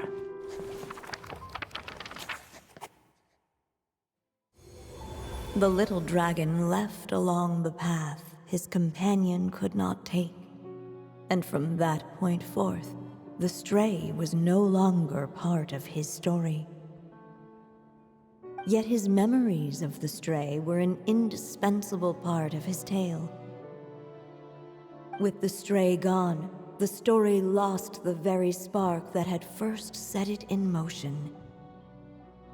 In the end, the little dragon's story faded into nothingness, and in the world beyond the castle, only the evil dragon's tale endured. Who am I? Is this me?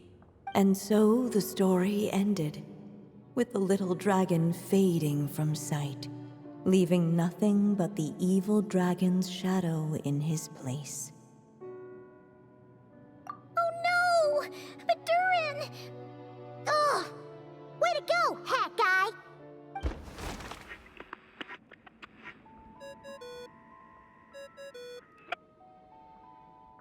Hello, children.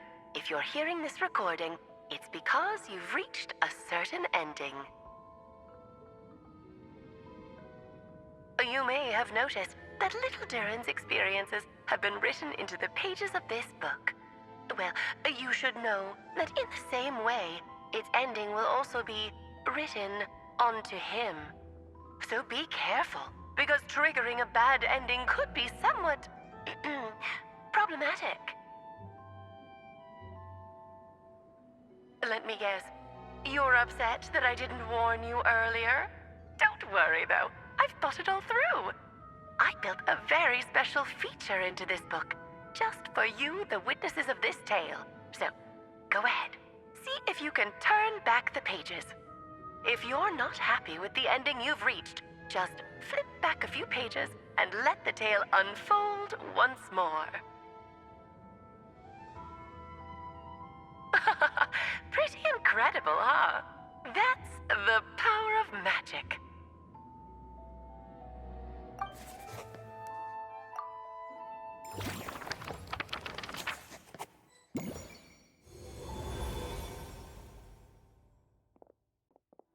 Ugh!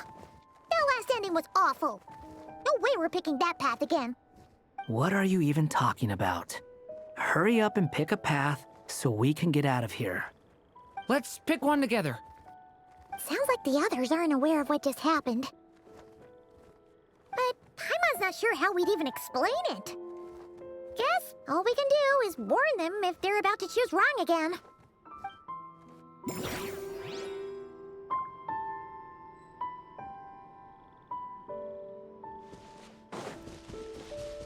The wind kept blowing, but the little dragon had not yet resolved to follow it.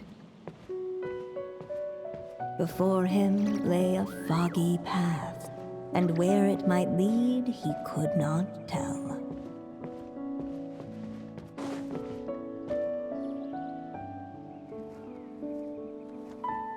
If we go this way, we'll be heading back to Mondstadt. Just out of all the options so far, He helped stop the evil dragon from returning, who all just... But you... I'm just saying, choosing this path would...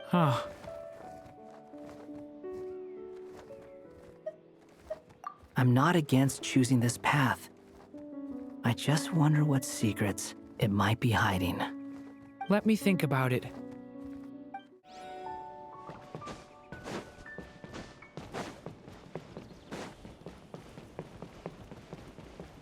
I still think you should keep going, little dragon.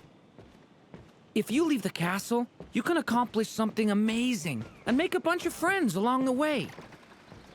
Really? Then let's go! Unable to preserve his story, the little dragon wandered astray.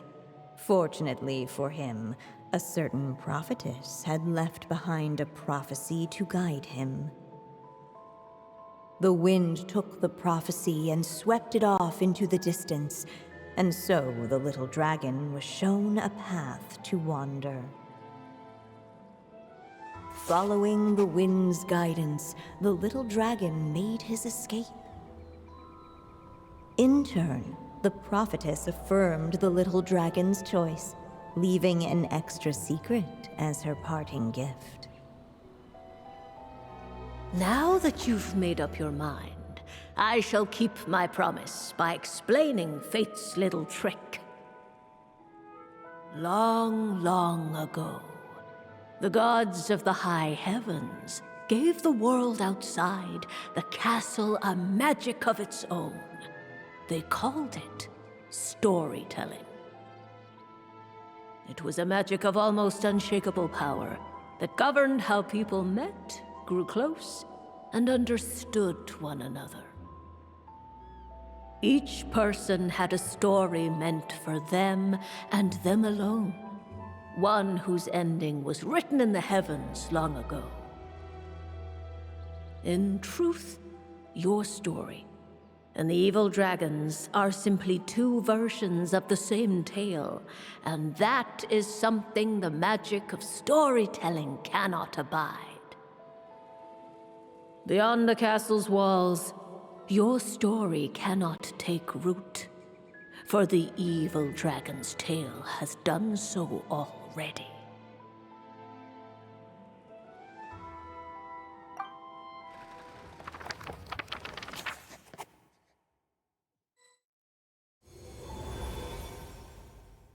So, that was the secret? Huh. You still don't get it? Simulanka Durin and Tevat Durin share a special kind of connection. Their fates are mirror images of one another. While they were in two separate worlds, there may have been some mutual influence, but their fates were independent.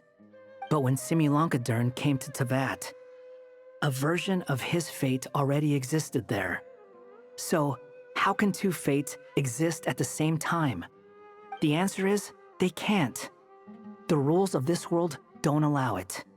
You can't return a book you never checked out in the first place. So, what's Durin supposed to do? Those mages seem to have come up with quite the ingenious solution.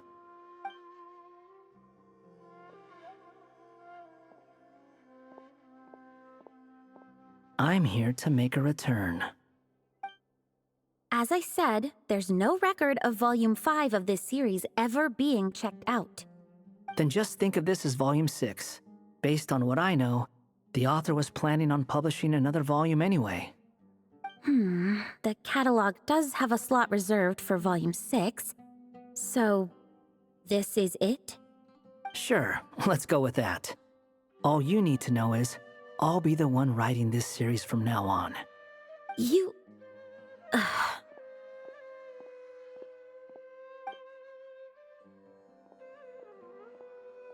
are you up to this time? Remember the red tape I mentioned before? Well, I just took care of it. Now, I guess you'll be off to see your alchemist friend? It should be pretty obvious by now. He has the answers you're looking for. Well, we do have a whole bunch of things to confirm with Albedo, that's for sure. But didn't Jean say he'd be gone for quite a while? I'll join you. Just let me know when it's time to go. Hat guy? Don't sound so surprised. I'm part of this story too, aren't I? I'm just playing my role. Well, yeah. But it's not that. I just feel like you want to help, but something's holding you back. When I first realized you were being forgotten by the world, I thought it might be because you spent too much time with me. I even thought cutting our ties might be the only way to fix it. Why would you think that?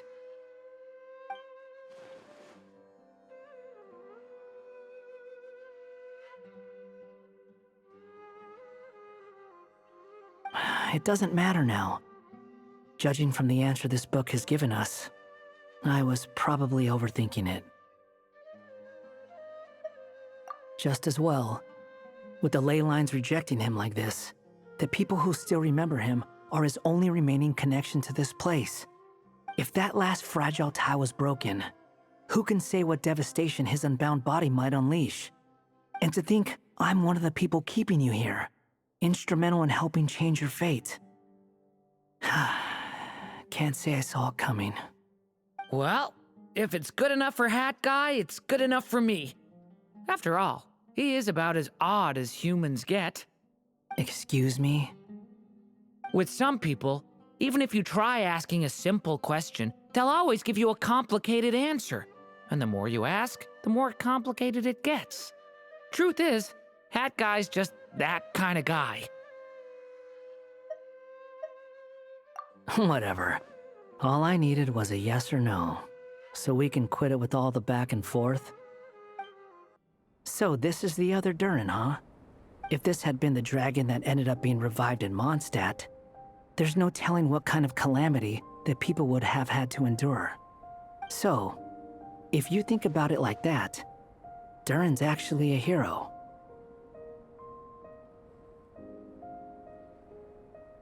No, I'm just a little envious, that's all. Not everyone gets a chance to be a hero. Actually, most of the credit belongs to Albedo.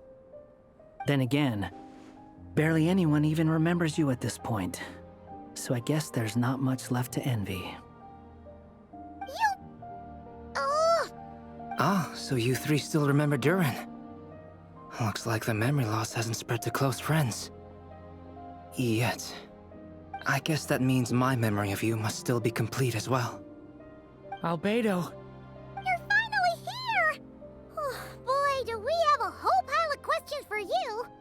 Oh, you're here too? I think I've pieced together some of what happened to him. But what's your take on things?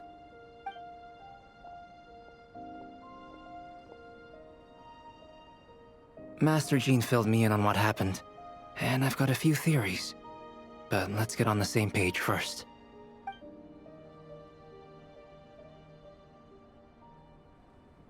Well, physically, he's doing fine.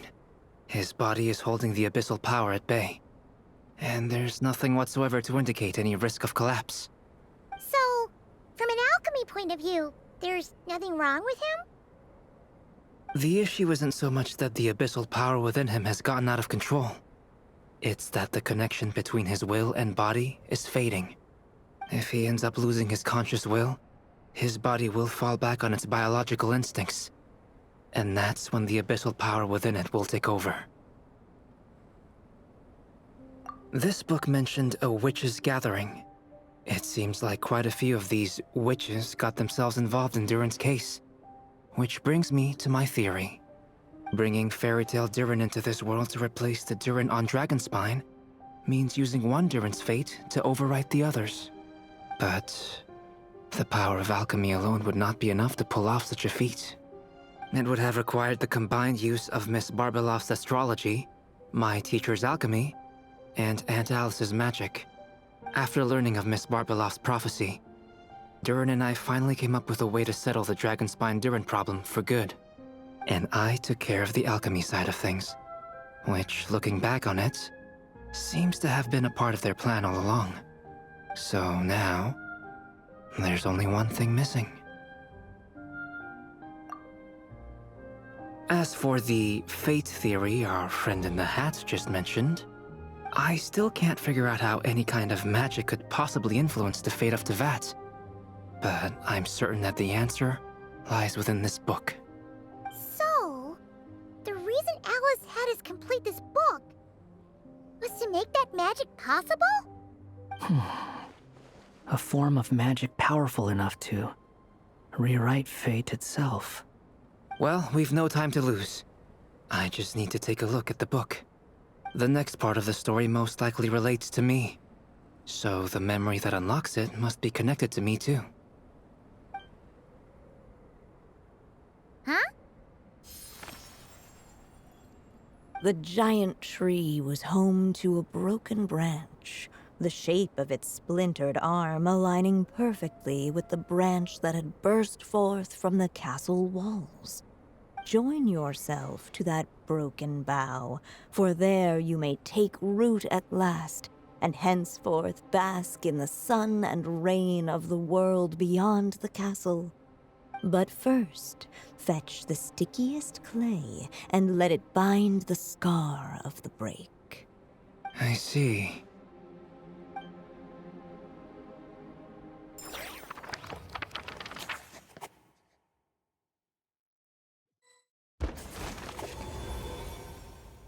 Guided by the breeze, the little dragon arrived at an alchemist's workshop. There he was greeted by a clay figure, a child molded by the Sage Witch's hands. Though gentle in appearance, he had inherited his mother's cold, sharp wisdom. And he was determined to avert the calamity the evil dragon would bring, and so was his helper, none other than the little dragon himself.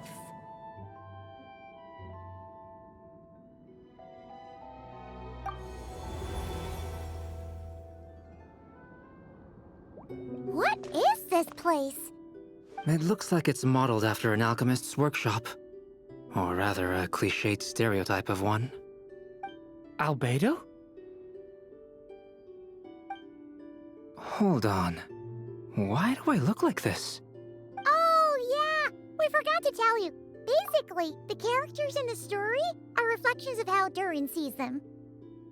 At least you're still human-shaped?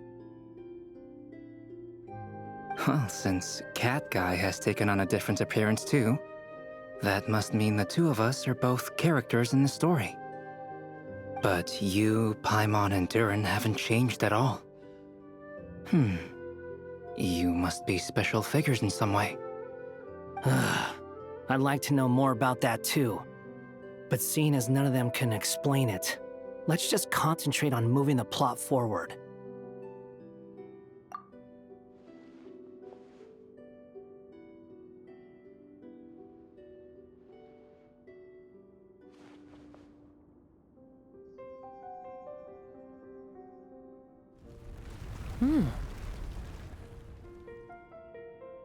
And just like that, the group stumbled upon a hidden passageway. Intricately crafted, it seemed to lead them towards another exciting chapter of the tale. Come on! What are we waiting for? Next chapter, here we come! Ouch! But this was a chapter that had not yet been written. Ahead of them was a storyless void, and they could go no further. What? Then what's the point of having a path here? Sounds like a pretty bad habit for a writer.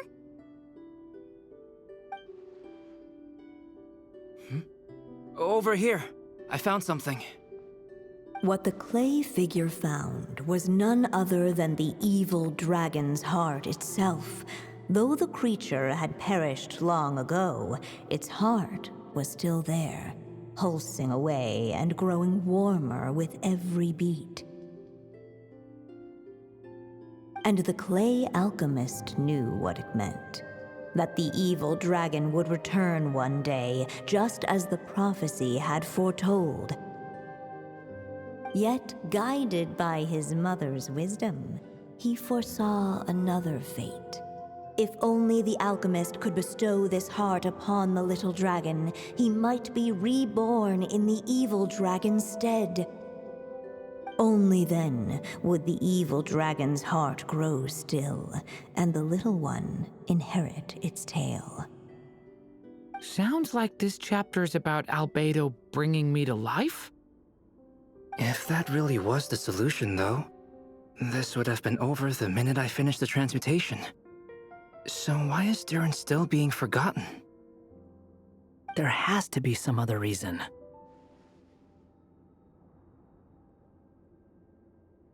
Yeah, I'd like to explore the area a bit more.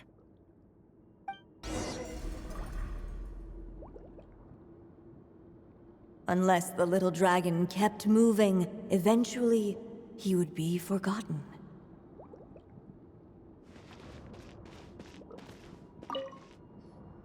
The evil dragon's heart continued to beat, as if waiting for the little dragon to accept it as his own. Looks like we have no choice but to get this done. Whatever happens next, Durin is going to need all of our help. Is everyone ready?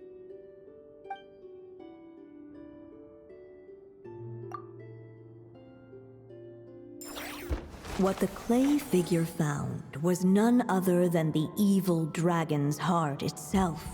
Though the creature had perished long ago, its heart was still there, pulsing away and growing warmer with every beat. And the clay alchemist knew what it meant. That the evil dragon would return one day, just as the prophecy had foretold.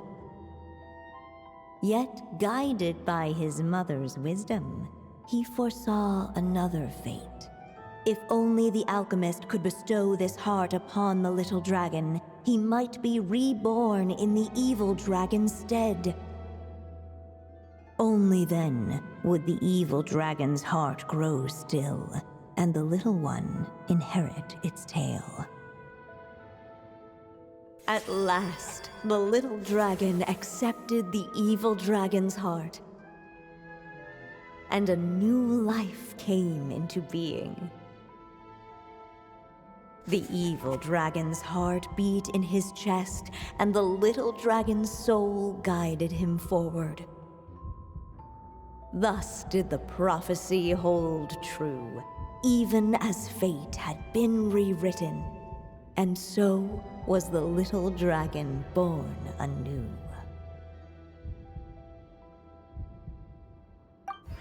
Finally! A happy ending! That must be the last step, right? Woohoo! We completed the story!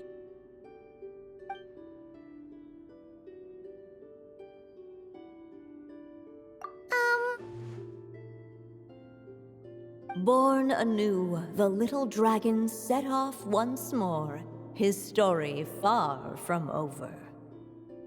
Huh? So, that wasn't the end? What comes next might be the most crucial part of all.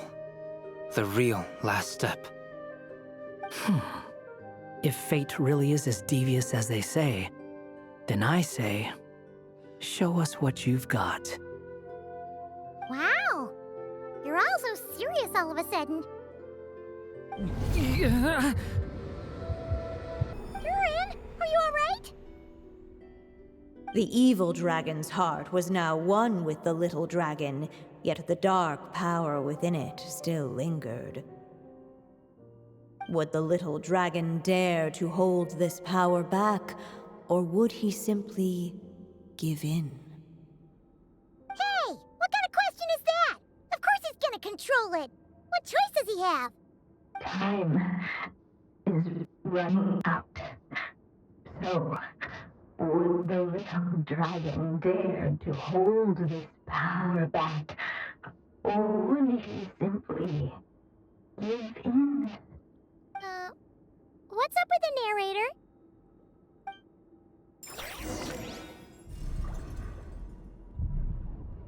Would he dare to hold this power back, or would he simply give in?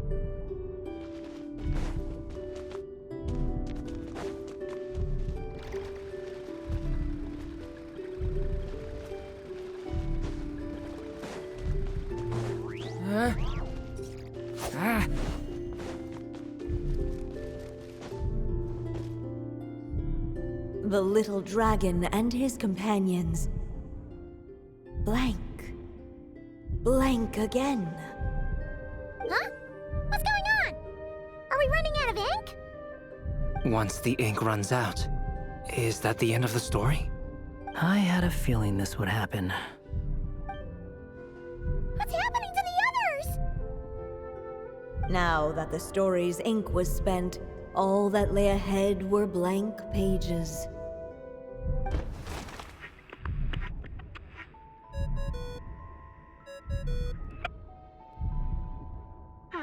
Looks like you've discovered another possible ending. Do not lose hope. You just need to keep searching, for there are possibilities that only you can bring to life.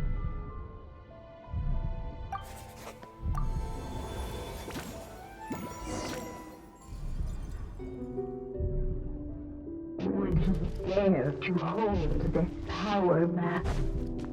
Or would he simply... Returning to the castle.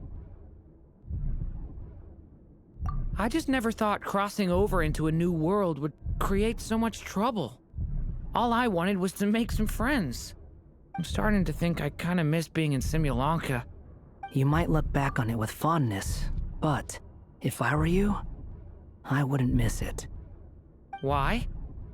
Sometimes, moving on with your life comes at a cost. But that's better than going nowhere at all. You don't have to worry, Durin. No matter what problem you face, there will always be a solution. Okay. Sometimes I wish I could just go back and see it again.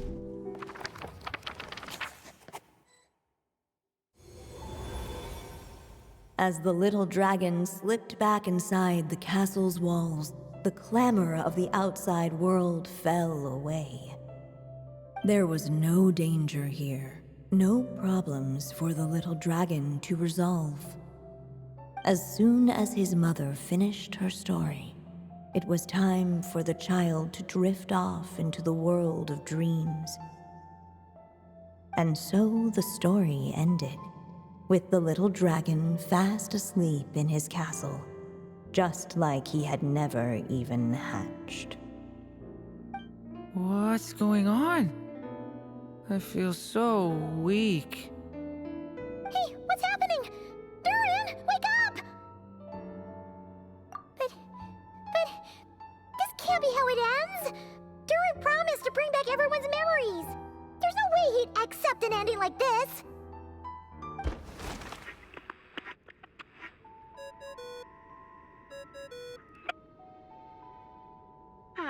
Looks like you've discovered another possible ending.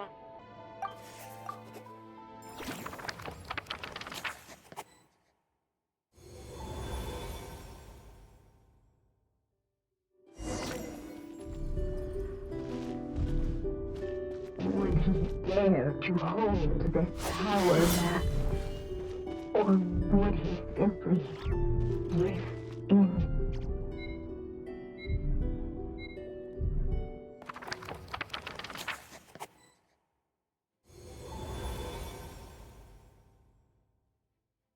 The little dragon was at an impasse, and the dark power within him surged like a tide. Unchecked, the darkness engulfed everything around it, including the little dragon's soul. The little dragon's story faded into nothingness, and in the world beyond the castle, only the evil dragon's tale endured. Is this... me? And so the story ended, with the little dragon fading from sight, leaving nothing but the evil dragon's shadow in his place. Oh no! That means Durin... What do we do now?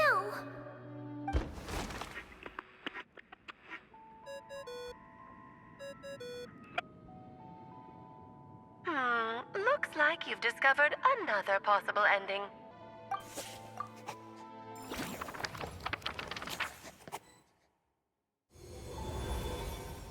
What's going on here? Why isn't the story letting Durin just suppress the abyssal power? It keeps getting stuck.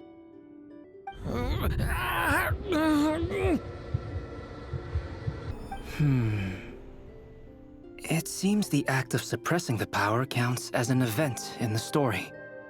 In other words, we would need ink to write it in. So, what now? Did we use too much earlier? How are we supposed to write a happy ending with only this much left?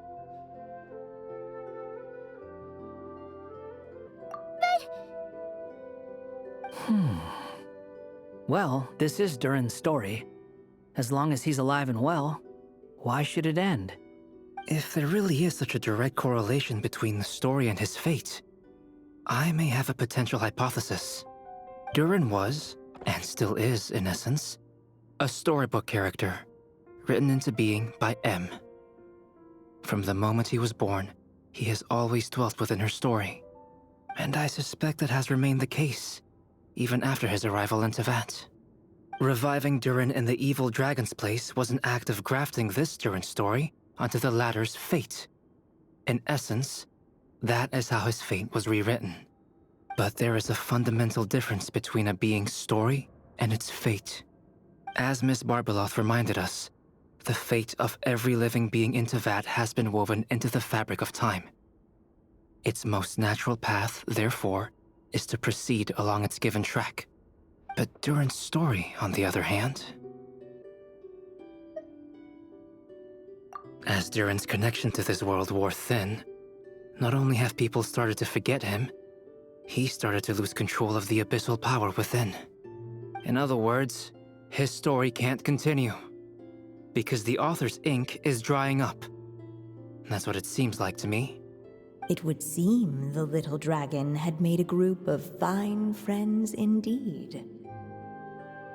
Save it. The question is, are you here to help him, or stand in his way? This is as far as the story can go. What path will you choose? I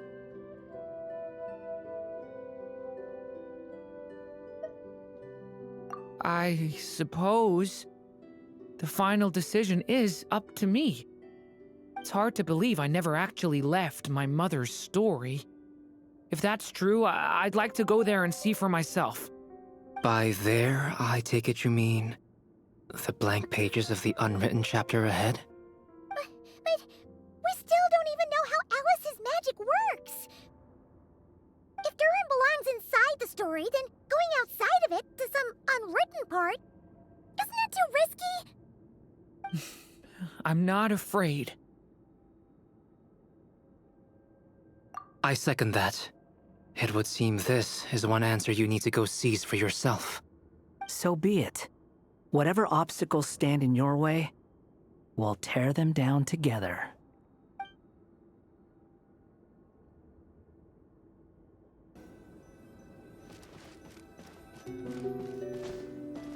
In saying that the invisible, it was as if the little dragon was staring at the uncrossable edge of existence itself.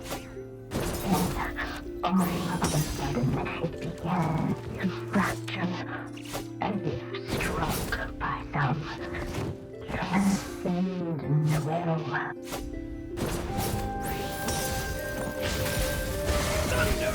Gotta keep going.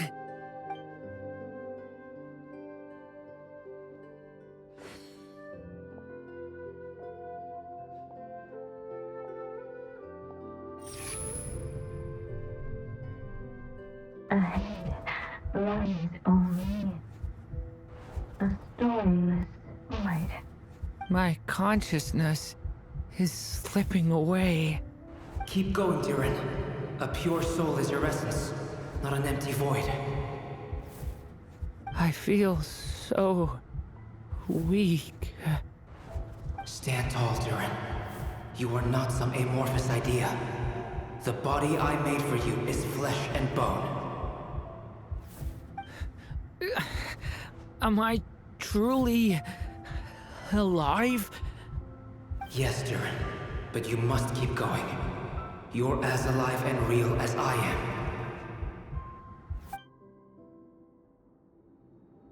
I can't feel a connection. You're not alone in this world, Durin. At the very least, you have me. I can't remember anything. Who am I? Your name is Durin, and there are many who still remember it. My name is Durin. You're taking too long. Come on, Durin, run! In this world, fate waits for no one. Wait! Where am I meant to go?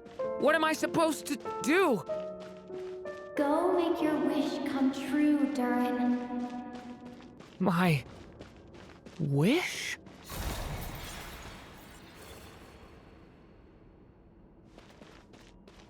Your story's not over yet.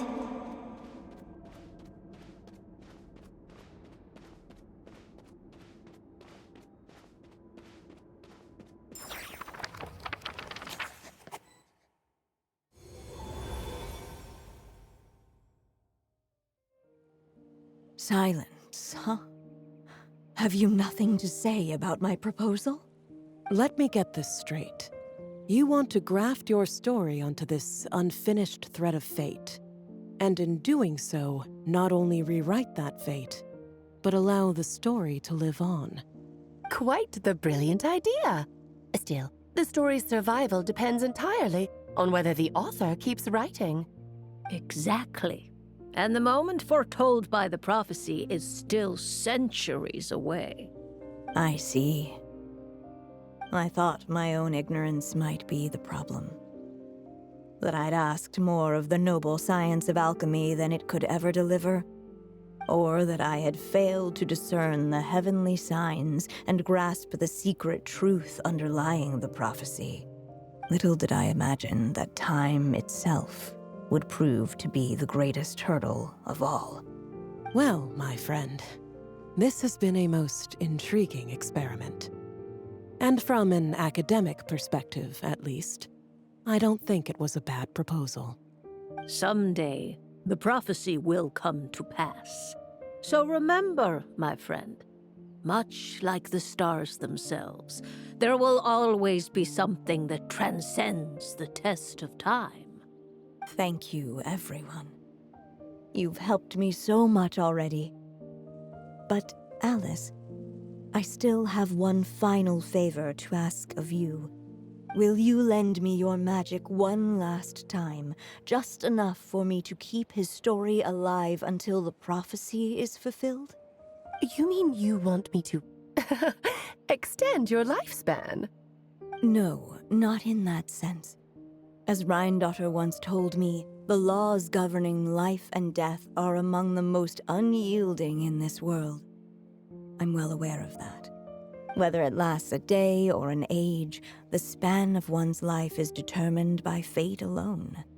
If I tried to breach that law by force, I'm afraid I would lose what makes me human.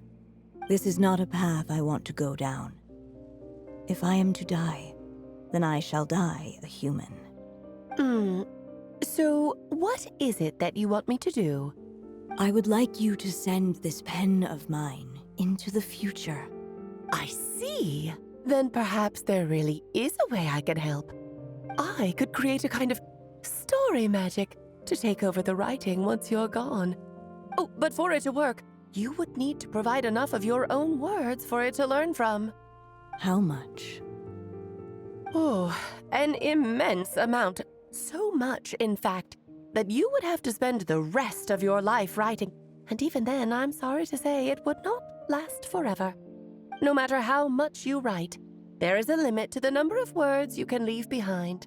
But the world itself will never stop changing. Someday, perhaps, even your entire corpus will not be enough for the magic to continue describing this world. And when that happens, the story will end. Still, it's worth a try.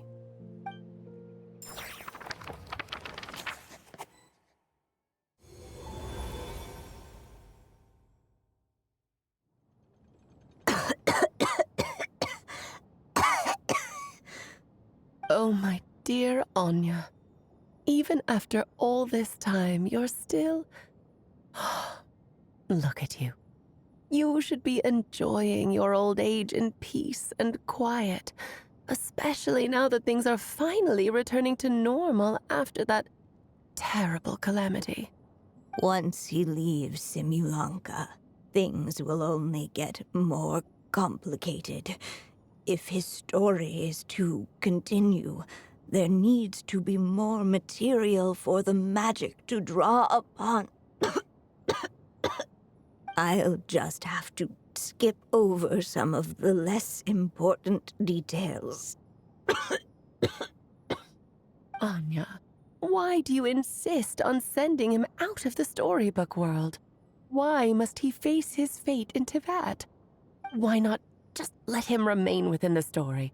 With my magic, even fate's curse could be undone and he could live happily ever after. I suppose. In fairy tales, all it takes is a heartfelt wish. And even a wooden puppet can turn himself into a real boy and live happily ever after. That's just how fairy tales end, isn't it? But have you ever wondered what happens to the main character after the ever after? Tell me, Alice, in your eyes, what would be a writer's greatest regret? To leave a story without an ending. Not a bad answer. It's true, many writers come to consider that their greatest regret. But I see things differently. My greatest regret is that every story I write has to come to an end in the first place. Anya. No matter how brilliantly a character shines, the moment their story ends, their potential is lost forever. For them, the story itself becomes an inescapable fate. But what if, instead, I could place my pen in their hand and let them continue the story themselves? You mean... You said it yourself. I can only leave so many words behind. Even with your magic, the idea that I could keep the story going until the prophecy comes to pass is wishful thinking at best. But I've found a way to use your magic to transform some of my finished stories into a special kind of ink. This ink is a magical medium he can use to complete the story the way he wants to. For what is storytelling but another kind of magic? And if he can experience the whole tale himself while leaving behind his own wishes and aspirations, even once he reaches the chapter where I stopped, he'll still be able to carry the story forward on his own. And so, by leaving him this ink, I can entrust him with the responsibility of writing his own story. A character with the power to write their own story. That way, he'll finally be free from the cage that is my pen. And like anyone else living in the real world, he can go on to create a life of his own. And you no longer need to worry about the constraints of my magic. What a brilliant idea, Anya. But there are still risks. First of all, once he arrives in Teyvat, he'll have to rely entirely on the story you left him to maintain his connection to that world. As you gradually hand over creative control, that connection will grow weaker, and at some point, he might lose it altogether. But at the same time, he'll also have the chance to forge that connection for himself. The issue is, this method taps into too many of Teyvat's core secrets. Any overt hints you try to leave will be erased in no time. In fact, it'd be hard for you to leave anything at all to guide them. We still have the story itself, though. I can use that to show them the way. It's entirely possible he burns through all your ink, never reaches the chapter you had in mind, and gets stuck, roaming the chapters of his past. But despite all that, I still believe in what this child can become. His hopes and wishes can be his ink, so he won't be trapped by mine running dry. Oh, what the writer you are, Anya. Your imagination never ceases to amaze. And you do know how much I love a happy ending. You shall have my help, my dear. Thank you, my friend. Well then, my child. Do you understand what you must do? Yes, I think I do. It's my turn to keep this story alive. Then what's holding you back? What will become of you after I take up this pen? I will fade away. There will no longer be a reason for me to go on existing. My child, or your mother, I should say, passed away long ago. The voice you're hearing is nothing but a magical echo that has now fulfilled its purpose. You needn't feel so reluctant to let me go. I know my mother died long ago.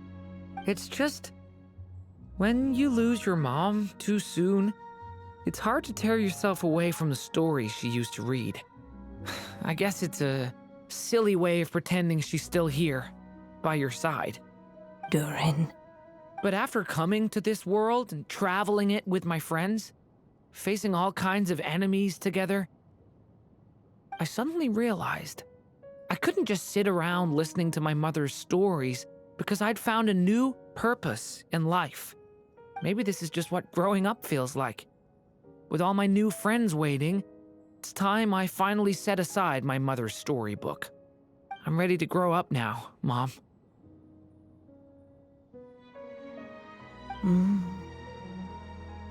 Then take this. A gift I should have given you a long time ago. You've witnessed this story from the very beginning. Made your wishes, offered your blessings, and even wrote your choices into its pages. From here on out, this pen is yours. Now I ask of you, the other pillar of this story, as both its reader and its witness, will you turn the page so the next chapter can begin?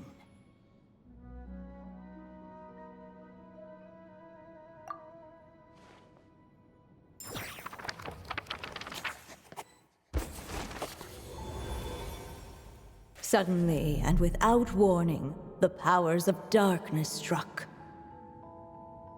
The question was, could the little dragon prevail? Alas, it was here that the story witch's tale had to end. But Durin's tale, on the other hand, had only just begun. Stepping into his mother's memories, he picked up her pen. And so the story that was ending began anew. He had made up his mind to challenge the fate that barred the way ahead.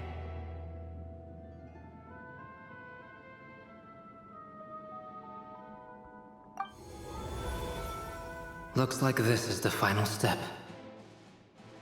A chance to strike back at fate? Now that's not something that comes knocking every day.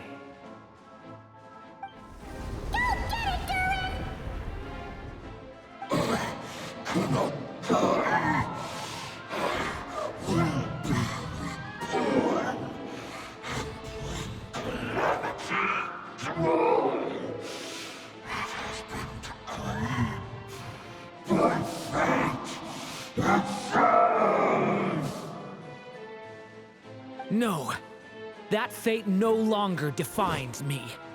In the end, only my story shall endure.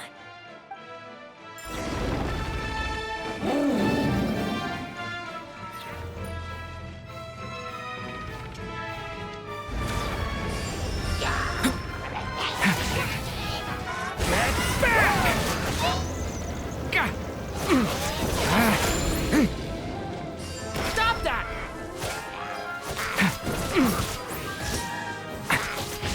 Devouring claw! element for the end!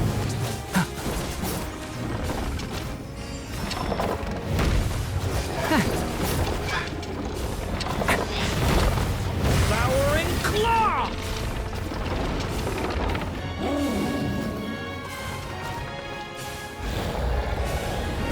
No dodging this one. Here, I'll help lift you up.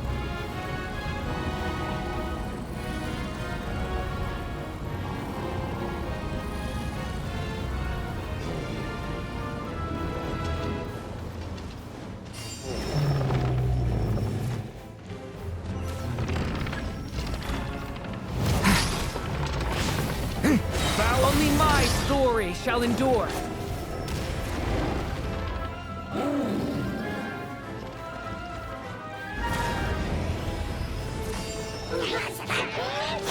Stay away from me! Thunder!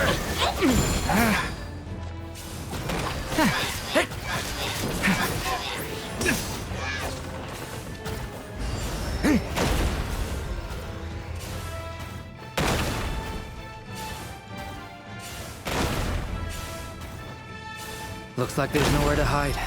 Here, I'll cover for you.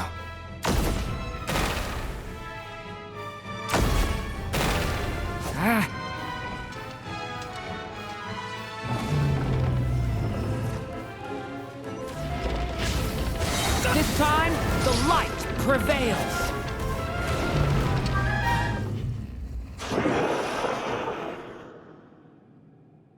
Thank you, Mom. And so it was that Durin defeated the darkness and rewrote his fate. But his story is far from over.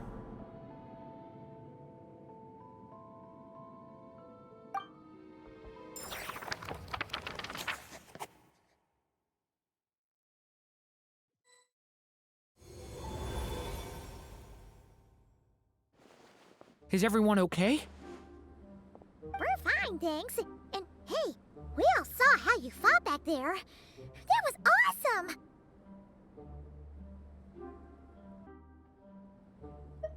I have to admit, I do feel like something in me has changed. I owe you all so much. Without your help, I don't know if I could have ever made it this far. Just a shame I could only help out from the sidelines. Like I said before, it's not every day that you get to put fate in its place. Well, I'm sure you'll hear it someday. Hear what? The chance to strike back at fate knocking at your door. Yeah, maybe someday. Allow me to just check one thing.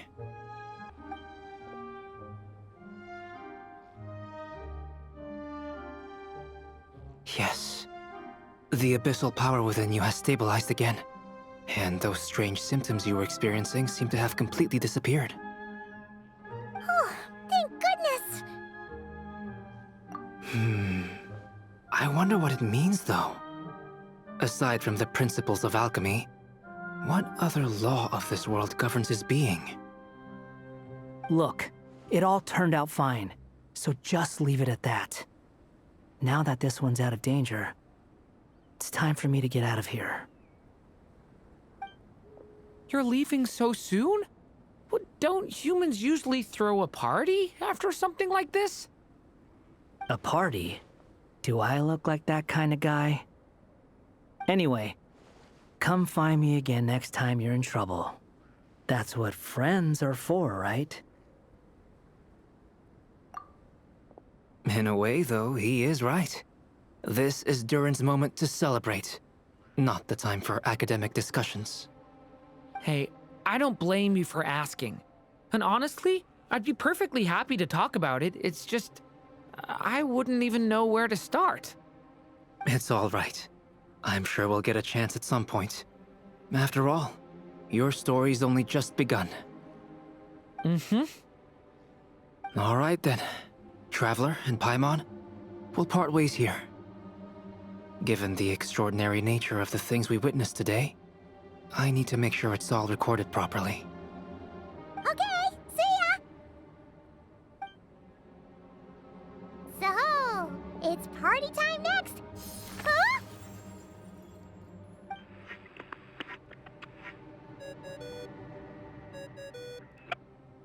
Congratulations on completing your mission. Now then, as per our agreement, it's about time you returned that book. She must have known the moment we finished. Just like she said she would. I've heard dressing appropriately is a must for socializing. Oh, my writer and witness. It's been quite the journey, hasn't it?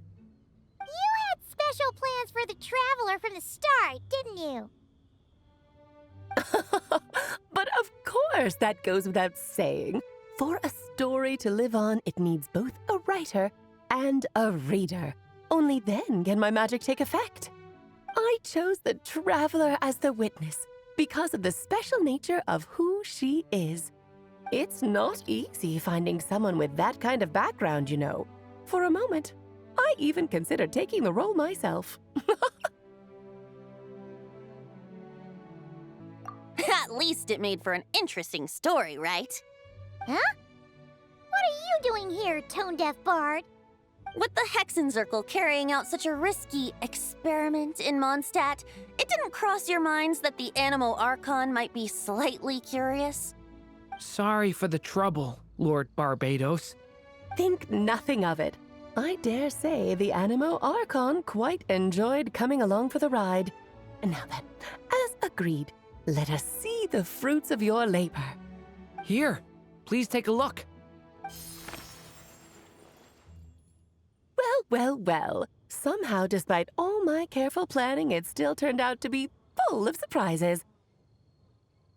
It never even crossed my mind that Rheindotter's child would be capable of handling that kind of alchemy in her stead. When he asked for help with the materials, oh my, I nearly couldn't believe it. If only the others were here too. We could all celebrate together. I'm right here, you know. The only one who hasn't responded is the one busy stuffing her face over there. Is that you, Barbie? A little late to the party, don't you think? Come here, child. Let me take a closer look at you. All right, Aunt Seer Witch. Here I am. Just as I thought. This child's fate does not appear among the stars. Anya has accomplished what almost no one before her could. What does that mean? Child, all you need to know is that you're very lucky indeed. Oh.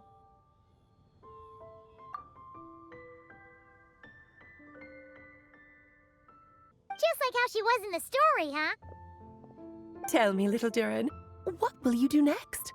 I, for one, cannot wait to see how your story unfolds. Well, there's so much I want to do. I'm not even sure where to begin.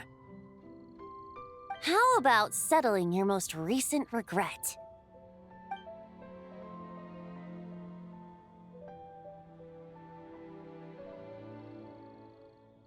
Not so fast, tone-deaf bard! What exactly did you just tell Durin to do? To make the long overdue wish come true. Thank you once again, Alice. How much time do you have left? I believe these should be my final moments. Just enough time to say goodbye to my dearest friend. This feels like having to say our final goodbyes all over again. I don't like it. Not one bit. I don't know how to respond to that. Strange. You were always such a cheerful figure in my stories. I even dubbed you the Merry Witch, you know. Oh, please. You know full well it was your stories that first taught me what true pain and sadness felt like. Aside from saying goodbye to me, shouldn't you also leave a few words for the child? Since the book will be his to continue, why don't you write him a little parting note? There's no need. His mother already did that long, long ago. All that remains is for me to convey it on her behalf.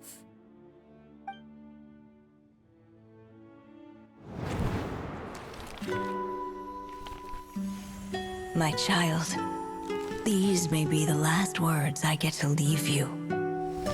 I've always thought of the characters in my stories as my children, loving each one of them, just like a mother would. But you are the most extraordinary of them all. You alone can defy the fate of this world and write the perfect ending to my story. You alone shall leave these pages for a future I will not see. Still, I say to you, fly, my sweet child. Just like a forest breeze yearns for the open sky, head into the unknown and seek an adventure to call your own. If you meet a dragon bright as 1,000 jewels, dance through the air together. You are not alone, for this world has accepted your place in it. Do not lose heart. You still have many wishes left to fulfill.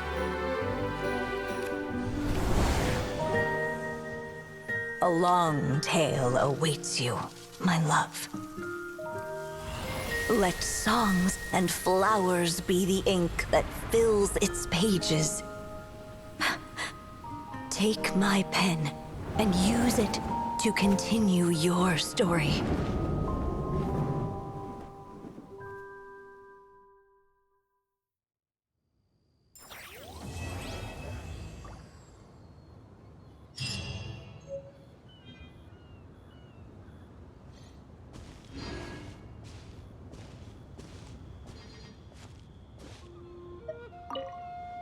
There you go! Your very own copy of the book. We wouldn't want one of the story's key witnesses to leave empty-handed now, would we? Of course, this copy isn't magical in the same way, but rest assured, all the twists and turns are still there.